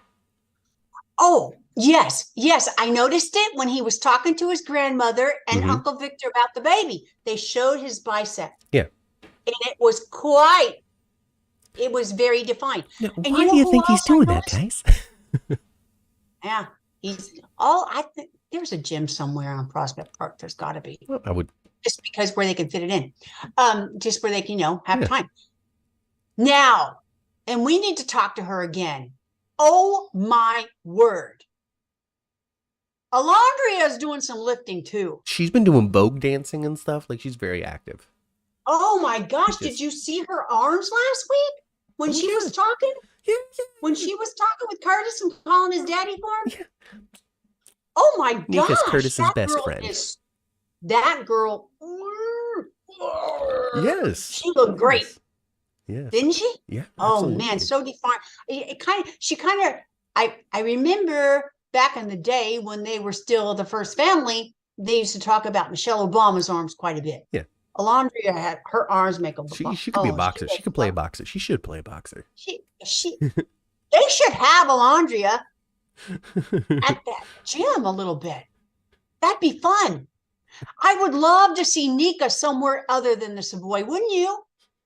I would love to see Nika somewhere other than it's about time. It's about time for her to have a real conversation and a relationship with somebody. And have Alondria at the convention. I would love that. That would be great. That'd be great. Adam Hustle. Wouldn't that be great? That would be super fun. Angela says that we read the Naked Man magazines for the articles. So, there's that. Kelly wants to know, can two men have a simple conversation anywhere? Melissa wants to know, you've never had a naked conversation with your bestie? Come on. A naked conversation with my bestie. No. And then Daisy says this is why you need to have black writers. I don't know what that's in conjunction to. Maybe black writers wouldn't have written a sauna scene. I don't know, Daisy. I appreciate your contributions all the time, though. Angela says that Sabrina's more sweet and Jex is more passionate. And that's true. You're talking about, they talk about flames, like flames, it's my heart flame, all that, when it comes to people liking each other. Fire symbology is there. You got Jocelyn and Dex who are burning really hard and are going to burn all of their fuel out. And then you've got Jocelyn and Spencer and Trina, who are, being more reserved with their kindling. Josh and Dex, I see more lust-driven intimacy. Yeah. Yeah. Yeah. And then with Trina and Spencer, you see a lot more love-driven intimacy. Yeah. And I think it's going to continue to be that way. Mm-hmm. One's going to be more lusty. One's going to be more love. And when they start talking about their real feelings for each other, like Josh and Dex did, where they said that they We're calling her Josh all show. mean a lot to each other, and you matter to me, and all that kind of stuff. Yeah. That's not going to be the conversation that Trina and Spencer have someday. They're going to just say they love each other. Yeah. It's true. It's very different. It is very different. It's very different. Melissa says that Linda Hamilton will always have the best arms from Shermanator 2. Now, she looked like a beast. You're right. Yeah. Tyrone says I've seen Nika somewhere, but I forgot where. Nika's all over the place. She's a background performer on all kinds of different stuff. She's in the Union. She was on our show, so you've probably seen her. I think she might have been on Abbott Elementary recently, so that's fun. Mm-hmm. Let's see here. I'm just saying. From last week when we saw her at Savoy talking to her good friend Curtis. Yeah, best friends. And she looked good. That's the first thing I noticed when she came into the frame with that, and she had that sleeveless dress on. Yeah, the dress was very form fitting and very bodycon. Looked great. Yeah, looked great. Man, her arms are just so fit, and she just looks so ripped. Yeah. And I'm not talking about I'm going to win the bodybuilding. Like no body fat. She probably got like a 12 pack. Oh my gosh, you good. You look good. Melissa says that Nicolas Chavez was a football player in high school, so he's used to the gym. Yeah, for sure. I don't want my comments to be misconstrued as I thought that Spencer was out of shape before and is in shape now. He was in shape always, but there's a difference between functional shape and show shape. Yes, now he's defined shape. Yes, so he was functionally in shape. He was an alignment. Clearly, he wasn't an alignment in football. He was one of the running positions. He had to have been. I don't know football positions, so I can't be more specific other than he wasn't on the line. I don't know what he played, but I would assume that it wasn't that. So he, and then from memories and stuff, functional muscle is not big, bulky, and super defined. That is for show. And that is what Chavez's physique is now leaning toward. Less function, more show. It's bigger, it's more toned. Sure. But it's not necessarily stronger. He's getting ready for that Metroport pool and that real love scene that he and Trina will soon have. Yeah. I don't know how soon though, but it won't be too much longer. No. They're building the pool set as we speak. Lynn Herring has some great arms, says Krista. Yes, she does. Yeah. Joss and Christina romance. My goodness, Melissa, you're smoking crack or something. That's what they call it. I would love to see, but I would love to see Christina more on the show. Yeah. I would love for them to give her some real meat. I mean, so long as they do what they did this week, there's plenty of opportunity. Yeah. Curtis, Jordan, Portia. We didn't even talk about that stuff because there was just too much. And, it was just them talking about stuff that had already happened. I will say, though, that I did like Trina and Curtis and how Trina was just like, listen, he's going to be like, he's going to be my dad no matter what happens, dude. Like, it doesn't. I understand that, and I completely agree with Trina if that's the way she feels. And yes, she's had a wonderful relationship with her father, Taggart, all this time. Yeah. Yes, he's always going to be her daddy because, like we stated before, Curtis is never going to have a chance to show her how to do anything. No, that part of her life's over. Maybe her taxes. Hey, maybe her tax come in. Let her Bogart off TurboTax, right? But that whole, he's not, the opportunity to raise her is over. Yeah. That was done by Taggart. Yeah. And by Portia. Yeah. So I understand. Yes, for Trina, I get it. No matter what, Taggart's my daddy. Yeah. Taggart is my I want daddy. to make it perfectly clear to you, Curtis, that no matter what this potential DNA test says. But Curtis has a right to know.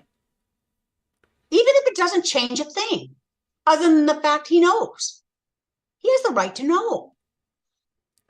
Yeah, whether or not this is my biological child, yes or no. Yes. Yeah. He has a right to know that regardless. Like I said, even if it changes nothing. Even if it changes nothing. It might change a bunch of stuff for Curtis, even if it changes nothing for Trina. Exactly. Yeah. But I appreciate that conversation was had. I also appreciate the fact that Trina was like, listen, Curtis, I don't hate you. But I need you to know. Taggart's my daddy. It just makes me worry for Taggart, though. I hope Taggart doesn't find himself dead or anything. Oh, I hope not. Especially since last week when Real showed us some depth to what he can do. He's still got the chops, man. He's still got the chops. He sure does.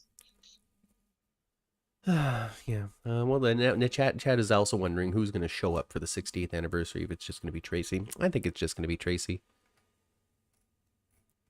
Oh, I think maybe the week of there's going to be some surprises. Yeah. I think there might be. Yeah. I wonder why they put her. Why did they put Jane Elliott in the 60th anniversary photo? Why do you think that? It's just because she was there shooting, you think? She was there shooting. I guess that could be the only answer, right? Because they didn't have anybody else from GH. And maybe she's going to be back on for more than just 2 or 3 weeks. Maybe she's going to be one back of those on 5-month contracts. Maybe. Oh, that'd be nice. That would be nice. Then maybe that's the case. Yeah. But no, I don't think she's going to be the only return. No. And I heard this, and I hope it's true. It would be kind of cool. Or Jackie Wagner might be back. That might be interesting. That'd be interesting. That would be interesting. I think mostly for, if I were writing it, for Maxie. Yeah. Yeah, Maxie needs something. Not necessarily Felicia. Maxie. Yeah, Maxie needs something that isn't a romance. Last time he came back, he pretty much tried to get Felicia back. Yeah. And she had to make a choice between Mac, because her and Mac were just getting back together. Yeah. She had the choice between Mac and going back with Frisco and having Frisco 2.0. And she picked Mac. And sent Frisco a pecking. Yeah. So that's been done already. He's returned to try to steal. Yeah. He's already returned and tried to get his Felicia back already. Well, he doesn't need that. He needs to come and repair his relationship with his daughter Maxie. Yes. If it's broken. Angela, fact-checking Angela, coming back to us. Jane Elliott, according to Angela, and Angela alone, unless she can cite her source, which I'm sure she can. Is Jane Elliott on contract. See? Jane Elliott retired and said, shit, I'm bored. I want to come back. Or, man, I'm poor. Oh, man, I need some money. Hey, ATM Frank. Hey, Frank, the ATM. Why don't you come on through? Even MK Weir was talking about the fact that they're referred to as the ATM. Oh, at the set tour. That is so funny. They already announced she's under contract. Well, and I love that. And Jane Elliott, she really loves General Hospital. Yeah. She let them keep her damn Emmy.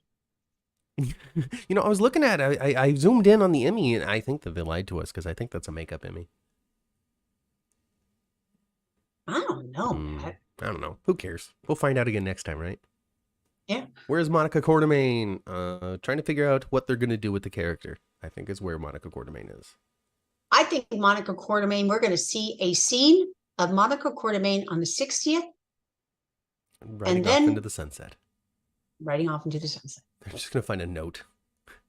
I left. I'm leaving with Uncle Victor. My family found a replacement of Alan. Oh, my goodness gracious. Oh, gosh. Oh, man. I don't know how I feel, Mom. I don't know how I feel. Just about all kinds of stuff. Do you think Trina... Now, Trina got, she has got to forgive her mother still yet. They have not had a real showdown. They're going to get around to it, huh? Yeah. Did you see that Brooke Kerr had her curls back too? She did. She was very lovely. She was very lovely. You know, and then just looking great, and just having the opportunity to just have some great content to work through, and to be like, Jordan, you know, I should have listened to you. You're right. I was surprised with that scene, actually. Yeah. That they were so cordial and normal. Maybe they're not going to get into a cat fight. Yeah, I thought they had a cat fight coming. I did. Not yet. Maybe soon. I thought that Portia was going to tell her, I told you to stand up in business. I told you and I told you and I told you to stand up in business. And then you wound up not standing up in business. Confirming it to Stella. Well, Stella figured it out. Well, she wouldn't have known exactly what it was if it wasn't for your butt. Yeah, but she would have just known it's something. It just wasn't very confrontational. I didn't find it. No, it was very, oh, well, you were right. Oh, girl, it's okay. Don't worry about it. Yeah, well, that was weird. Don't worry about Leslie Charleston, everybody. Really. Don't. I doubt that she's broken in half somewhere and we don't know about it, you know? I think she's just chilling. I think, you know, as we saw her in the last couple of years, when we have seen her on the set, her mobility is not great. Yeah. You can see it. Yeah.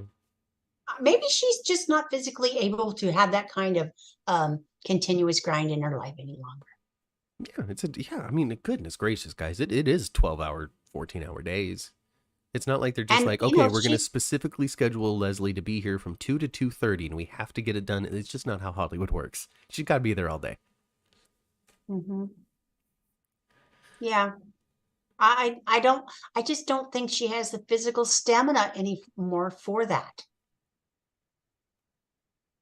I mean, you know, I bet you when she's just dealing with her regular life and doing her normal stuff, I bet you Leslie uses a cane. I bet. She might even have a fun little scooter. Yeah, or a fun little scooter. Yeah. Yep. Yeah. I was hoping that if Portia came at Jordan would let her know all that she did to protect her and Trina. That's right. Most people don't know what Jordan did to make sure that Trina, that she gave Portia the opportunity to wake up Oz, which gave the testimony to then vindicate Trina. Like, she hasn't told anybody about that. Mm-mm. So that's good. And thank you for the virtual hug, Melissa. Este is just I don't know, finding great cannabis to smoke by saying that Monica's going to get back together with Jeff Weber. I don't see that happening. Mm-mm. I don't. No, I don't think we're going to see Leslie on screen enough for anything. I'm into crazy theories, though. Remember when we thought Danny was dead? Crazy theories, too. There we go. She's an old lady to let her retire and be happy. Yes, I am all for it. If somebody wants to softly just retire and not make it a big thing and say, I don't want to have a big farewell, what to do, and a big final story. I'm just done, guys. I'm just done. Totally for it. That's what happened to Grams, right? Grams was on the show and then just do. Yeah. Yeah. Rachel Ames didn't die. Yeah, she just trickled off the show. She just retired. Yeah, just trickled off. She retired. And she may be back for the 60th as well. I wouldn't be surprised if we don't see Monica for the 60th. We'll see Leslie for the 60th. I think we're going to see little cameos of a lot of folks. Well, that would be fun. I hope that's the case. I do. And I really, really, really, really want Tony Geary. I don't care if half of his head is shaved and the other half is purple and he's got a dollar sign cut in the back of it. I don't care.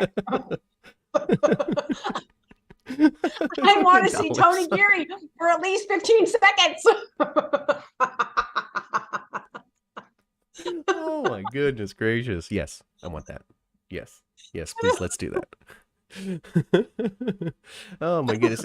So people have been so Krista has just is in love with Christina and wants Christina back full force. And just wants her with anybody, wants her with Jocelyn, wants her with Ethan, wants her with just anybody. Just anybody. Just give Christina a romance. She deserves it.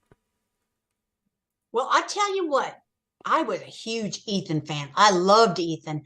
I would love to see Ethan come back and be on canvas. You give him a contract and have Ethan come back. I would love it. And we don't need another 50 or 60-year-old character. We have a whole cast of them. We're done. We're done with 50 and 60. No offense to 50 and 60-year-olds, but 50 and 60-year-olds, if that's the entire cast, are eventually going to be 70, 80-year-olds, and you've established nobody new to be 50 and 60. So what are we going to do? You know, in 10 years, who's going to be 50, Exactly. 60, Ma? Who's going to be 50, 60 next year, in the next decade? Who? I'll tell you. Elizabeth Baldwin. Yeah. What are they going to Suarez, Elizabeth, and Maxie? Come on. But in order for them to really do something impactful and like really like have like Christina and Ethan, you know, as a thing, they have to make a cut. Yeah, there's a lot. There's a lot there. They have to. If 5 episodes this week had Curtis, Jordan, Portia, Trina, Curtis, TJ, Molly, Gregory, Alexis, Diane, Robert, Ashby, Anna, Felicia, Ashby, Laura, Spencer, Victor, Sasha, Maxie, BLQ, Chase, Tante, Sam, Dex, Sonny, Joss, Trina, Willow, Obrecht, Nina, Obrecht, Scotty, Liz, Finn, Liz and the Law, Esme and Heather and Laura. Like, if they can do that in 5 days, it's a full cast. Yeah. And that also means that all of these Elizabeth sure got a buy, didn't she? Yeah. Elizabeth sure got a buy. She sure did. Oh, yeah, it's fine. I'm going to work it out for you. I did it. Okay, it's fine. All right. You're not going to jail after all. Yeah. I don't know. I forget. When did Elizabeth realize that Esme wasn't the hook? Was it when Oz was hooked? No, because that happened during the trial. No, after the trial. when Rory got hooked. Rory. Okay, because they When were like, Rory got hooked. you knew. And Esme was up in the tower. There we go. They were like, you knew. And I'm like, I thought she knew because Brit. So it was Rory. Okay. Yeah. So yeah, but they gotta make a cut. Yeah, and she said, and that's why they're so angry, and I don't blame her. Yeah. Because Liesel's right. Mm-hmm. If Elizabeth would have said something at the moment she realized that Esme was not the hook, and she realized there was somebody out there, she should have said something. Even if it was not to necessarily protect. She wasn't even protecting her own child well at that point because Cameron was on the damn list. Yeah, she made a oopsie doodle because Nicholas convinced her to. Because she wanted to. When she realized she got out of there, she's like, I need to go. Left the hospital, went straight to Windermere, and was like, Nicholas, she ain't the hook. We need to stop this. And he's like, no, we can't. There's too much on the line. You're still going to put something of your children. Let's hope that let's hope when Nicholas like opens his eyes fully and gets his bearings back. I hope Adam Hess continues to play him a little more like he was. Yeah. And not such a jerk. He's not going Nicholas had turned into such a jerk. Yeah, that's the writing, I guess. The interpretation of the writing through the character, all that. But yeah, no, if Adam Hess comes back, I think he's got more capability. I don't know, because I don't like to talk smack is what it is. I think that he's got a better range than Marcus Coloma did. But I just don't like saying those kinds of things. I think so too. But I also think that perhaps Marcus Coloma has more range than he was willing to give himself. He might have acted himself into a corner. He might have. With the way he was delivering the character. It's entirely possible. He might have acted himself into a corner. So it would be great to have Adam Huss come back and take on Nicholas. He does have more range, the depths of the thing, and he can get and my God, Ma, it's like they don't need boom mics if they were to have a Spencer and Nicholas storyline because they'll just shout at the top of their lungs on the soundstage. That's one thing I didn't like. I didn't like it when Nicholas yelled at his grandmother. Maybe I'm a little protective of Jeannie Francis Laura. You didn't like it when Spencer shouted in her direction. Like, shut your mouth. Why don't you yell at her? He didn't yell at her. He yelled in conversation with her. I think that's an important distinction to make because he wasn't like, "What are you doing? How dare you do this to me?" No, but you saw like, Laura kind of the problem, Grandma. It's me. I mean, I just thought it was a little loud. That's all. Yeah.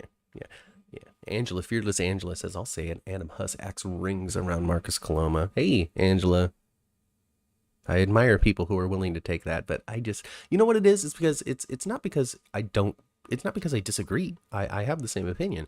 It's because I would hate for Marcus Coloma to be chilling one day, going through YouTube, and for him to listen to this and have me go, you know what? I think Adam Huss is 10 times the actor as that guy. Because it's mean, you know? That doesn't need to be said, does it? I don't know. No. You know. Spencer apologized to his grandma, so that's important. He raised his voice. I was raised old school. That's a no-no, says Chandra. There you go. You don't raise your voice. Yeah. No, you don't. It's interesting because the person that I live with who was raised similarly, don't raise your voice. Don't raise your voice unless you're ready to go there with somebody is when you raise your voice. It's been really interesting because that's not the household that I grew up in. It's not like we shouted at each other all the time. We weren't yellers or screamers or anything, but if you got passionate about something, the voice could go up and it's totally okay. Yes. Even in conversation with disagreement, if I really think that you just need to listen to me right now, that was totally okay. But there was a big difference, though. That's not the household your dad was raised in. That's a household I was raised in. Gotcha. Well, they didn't raise their voice. Mm-hmm. So, even in conversation here, I cannot, even if excited about something, there's a certain like decibel level that I'm allowed to get before it's like you need to bring down the energy in this conversation. Even though it's not a conflict, the energy is too high for what's going on right now, and it needs to be brought down. Mm-hmm. And that's just it was alien to me. That's what I was thinking when I saw that scene with him. He was like screaming. Yeah. Bring down the energy. Bring down the energy. You're in the hallway of a hospital, and that's your grandmother in front of you. So what they were lacking was all of the babies in the nursery breaking out and crying. When he's like, right? It is me. They convinced me. I'm the idiot, Grandma. To have all of the babies go wah, wah, wah, like that was missing. That was missing. Yeah, but 6-month-old babies don't make that kind of cry, man. Oh. All right. Too many 6-month-olds in there. I wanted her to take her shoe off and raise it at him, says Angela. Spencer apologized. Yeah, get her chonk after him. Just throw it. Nick After him. Chavez yelling at Laura in the hallway was so moving. You can tell how intense his feelings were. So what Nicholas Chavez is bringing to General Hospital is the opposite of the type of acting that I was talking about when it came to Deputy Mayor Ashby. He's bringing a lot of like real life realism into the performance in this soap. He's approaching it from a real world, real emotion standpoint, which is great and wonderful. And he's very talented for doing that. But what he's going to ultimately do is act his way off of this show. Because the opportunities are going to be coming, and he's not going to stick around daytime for that minuscule paycheck when bigger things are coming. So that's unfortunate. Sure. He's going to act his way off the show one day. But we had the same thing with Chloe Linear. Mm-hmm. She acted her way off the show. Hasn't found her stride yet, though, and I want her to be in some stuff. I want to see Nell out there in other projects. But that's just me. And maybe she is, and we just aren't aware. It's entirely possible. She could be the Lifetime movie Megan Madam, for all I know. Or like for instance, this. You know how Kathleen Gotti? Mm-hmm. She's a huge movie star in Hungary. Right? Yeah. Or even if you have, or like what was her name? Anyway, the woman that played Harmony. Mm-hmm. Inga Kedrinel. Big career in Canada. Oh, see, look at that. It's just a few miles north. Didn't even know. Yeah. Oh, goodness. I think he's been taking too much advice from somebody who I won't name. I'm not loving all of Nicholas Chavez's choices right now. I know you're talking about Maurice Bernard, Angela. I know that's what you're talking about. And I don't know. I think it's just personal opinion. There's a lot of people out there that think Maurice Bernard is the finest actor that's ever been on a soap, Yeah. And there's other people that don't agree. Just throw another fireball glass, you angry guy who doesn't care anymore. Like there's all kinds of opinions out there in the world. It's wild how many wildly different opinions there are, Mom. Did you know that most people don't think the same thing? I did. And when too many people think the same thing, it becomes kind of dangerous. Even if it's like a good thing, it could still be dangerous. Sure. Crazy. It's like difference of opinion is healthy for society. Huh. It's healthy to think for yourself, isn't it? Yes, Angela says, yes, I am talking about Maurice Benard. One day, I was trying to be nice. See, look at that. She's taking lessons from us. She's trying to be nice. Angela, don't change for me. Still always be you, please.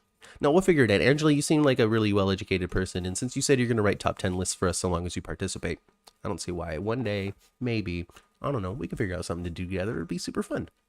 I would love that. Yeah, it'd be super fun. Are any of you, Matthew and I were talking about this before we went on, are any of you are going to be able to go to the convention? Yeah, I would stinking love to meet one of y'all in person. Yeah, if you want to come out to Burbank in June, seek us out. We'll be there. You know what we look like now. It will be easy to find.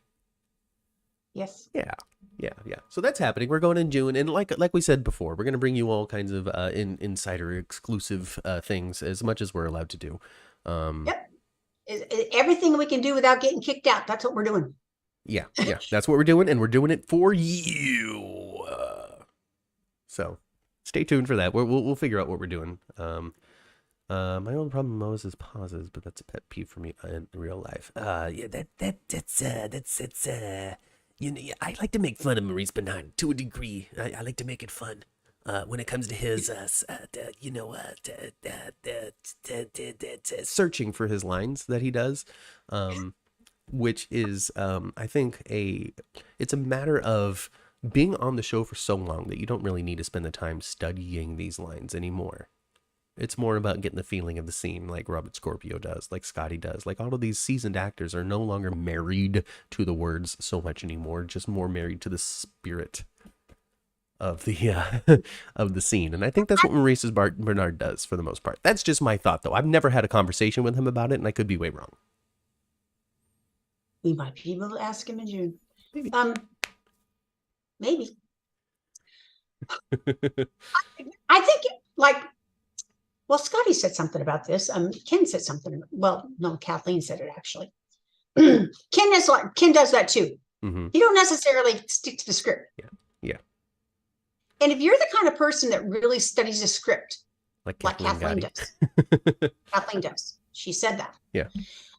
If the last word he says or the last sentence he says does not match the script, it kind of throws off the person that's. Yeah, they're expecting they're expecting to say this particular line in this particular way, but since your setup was different, my delivery and response has to be different. And so but again, it's just different methodologies, different practices, and it's not a different level of caring. For example, if you were to put a script in front of me versus what we do live on the podcast, I am like my peaks and valleys and dynamic in how I'm able to present this stuff when it's fresh from my brain is totally different than if I were to be reading something that was pre-prepared. There's just going to be differences. You're going to tell when I'm coming up with it on the fly and when I'm reading it off of a page. And I like the freeform, not reading presentation of things a lot better than the reading, but that's my method. There's other people out there like Matt, who does the Star Trek one for me, has a second screen full of all kinds of different points and stuff that he wants to make sure that he gets to, which is not my style at all. These are reminders of people who are on this week. That's all this is. Like literally, it's the characters' names. Jordan, Portia. That's it. Nothing about what they actually talked about. This is just a reminder to talk about these two characters and the fact that they interacted with each other this week. It's a springboard. That's it. That's it. Diane, Robert. We could talk about Diane and Robert. They could talk, which would lead to breakfast, which could lead to Alexis, which could lead to Gregory, which could lead to Chase, which could lead to Dante, which could lead to Sam. It's just ways to get started. So anyway, different approaches, different successes for different people. I think it was. Christina with the pregnancy test. Yeah. Didn't you think it was like, dang, girl? Get out of their business. I mean, you're not right. You're not 13. Did you have a discussion with your sister on whether or not she said anything to Dante yet?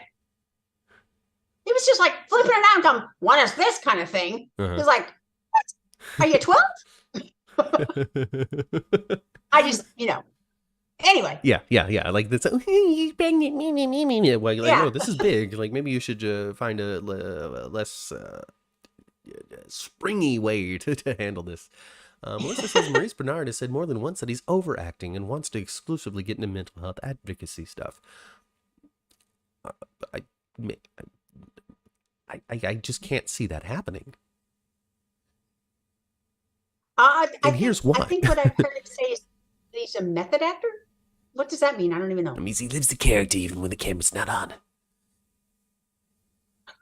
Oh, okay.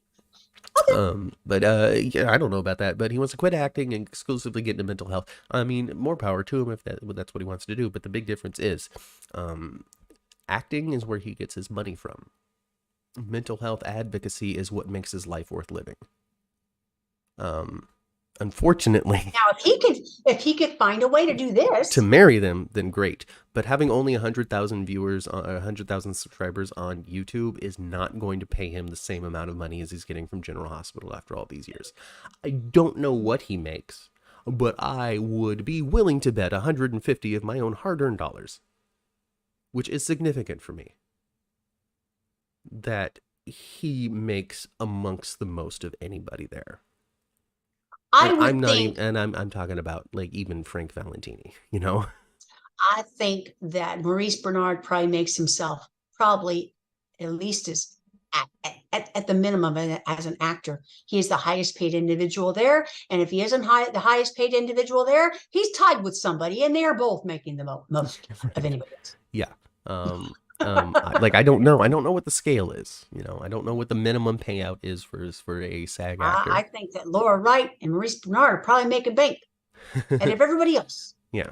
But it's just the reality of the situation. There's no way that unless he has made his investments and is comfortable and is ready to walk away from the fact of getting this bi-weekly paycheck from Prospect Park, or however it's set up. I don't know how the pay is. I don't foresee Maurice moving on. Not for at least another 10 years. Unless he might have some role present itself for him, though. You never know. I mean, come on, you guys. Reggie Montgomery's Creed. Come on. It could happen. Yeah, it could happen. It could happen. It can happen. It could happen. It could happen. I think VM will come back and usher him off. I think that could be the VM. Victor VM. I don't know who Vanessa Marcel. Okay. Vanessa Marcel. You think Brenda's going to come back and usher Sonny away? Nah. I don't think she's going to usher him anywhere, but I do believe that she could very well be back. Why not? Nah. Especially since she is Dex's mama. Sure. All right, folks, get on the elevator. Get on the elevator. Once we get into speculating as to what these real life humans are going to be doing with their futures, it's time to stop. Because they're real life humans. We're nowhere. We don't know them. I mean, Angela, I don't know. You might have had a conversation with him at some point. But we don't know him. We don't know where his mind's at. We could speculate all we want. But none of us knows except for Maurice Bernard. So, whatever. They get paid. Well, if he wants to sit down with me and have a cup of coffee or a shot, I'll be happy to do it with him. He can tell me about his whole life. I'll be happy to listen. Kelly, yes, they do get paid per episode, but they don't necessarily get a paycheck at the end of every day of shooting when they're done with an episode. So that bi-weekly thing is probably a little more likely. I guess Vanessa's dating Stone. Have gone to pay you on the 20th and the 5th. Huh? Right now? 20th. There's a whole lot of companies out there that are paying. They pay on the 5th and the 20th. And who knows? Maybe they get it all lump sum. Who knows? Maybe he just here's $2.5 million for the next year of work. Thank you. I don't know. I don't know. Anyway, get on the elevator, folks. Get on the elevator. Come for the fun. Read the chat for Angela's complete dismissal of everything that we say. Or she just breaks it apart and tells us why we're wrong. It's a new part of the show that I don't know. Angela, keep it coming. I don't know if I appreciate it, Angela. I don't know if I like being made the fool of in front of all these people every week. Yeah, I'm kidding. Keep it coming. Keep us honest. Eventually, you know what it is? I'm not a reader. That's what it is. I'm not going to read these magazines and all of these interviews and watch all these YouTube videos because I'm busy watching the show and doing my own podcast. And trying to make a living, huh, man? And trying to make a living, and then also falling in like binge holes, and then watching like Everwood from 20 years ago for a week. It's stupid. I'm dumb, Mom. dumb. The dumbest son you have. I'm retired, and I'm just lazy, so I don't do it. I hear you. All right, folks. Get on the elevator, go back down to the first floor, get in your car, and turn your radios to previous episodes of the 10th floor, which you can find on all your podcasting apps and also right here on YouTube. Subscribe to this channel, like the video if you haven't, leave a comment when you come back for the rewatch. If you can't find our podcast on your audio platforms, reach out to us on Twitter at 10th Floor GH, and I will point you in the right direction or add it to the app that you are looking. In the meantime, hang out on Twitter and have a good time talking about GH all week long, because that's what we do. And do that while you're spending some time with your family. There you go. And I've been Kat. And we'll catch you next time right here on the 10th floor. Bye, everybody. She's not dismissing anything. She has to do it all because it's part of her job. I get paid to do it. I know, Angela. I'm making fun of you. I'm playing with you. It's what I learned from my dad. He called it harassment. I'm just harassing the boy. Leave me alone. That's what he would say. It's not what he sounds like. But that's what he would say. No, he doesn't. Not at all. No, not at all. No. All right, everybody, get out of here. Actually, Matt's dad has, wouldn't you say he has a gentle spirit, right, Matt? Oh, yeah, for sure. Your dad? Yeah, absolutely. Anyway, Angela, we love you. Keep coming. I just like to, I guess every week I just focus on one person. Goodbye. No, Goodbye. Angela, Goodbye. Angela Come back, Angela. Ryan Duncan. Send us a top 10 list, though. Hi, this is Matt. Yeah. The top 10 list. These are the top 10 times Sonny Corinthos killed somebody in cold blood. Number 10, 1988. Yeah, it's going to be great. I love it. Yeah, no, it would be fun. I don't have the soap history knowledge to be able to do it, and I don't have the time in my life to research 60 years of show to come up with the top 10 anything. So I need help. Oh, Angela, top 10 people buried in the Pine Woods. There we go. I'm Barons. I love 1992. Lynn Herring as Lucy Coe and John Lindstrom as Ryan Chamberlain killed a man and buried him in the Pinewood. Yeah, it's going to be fun. Goodbye. Goodbye. In stream.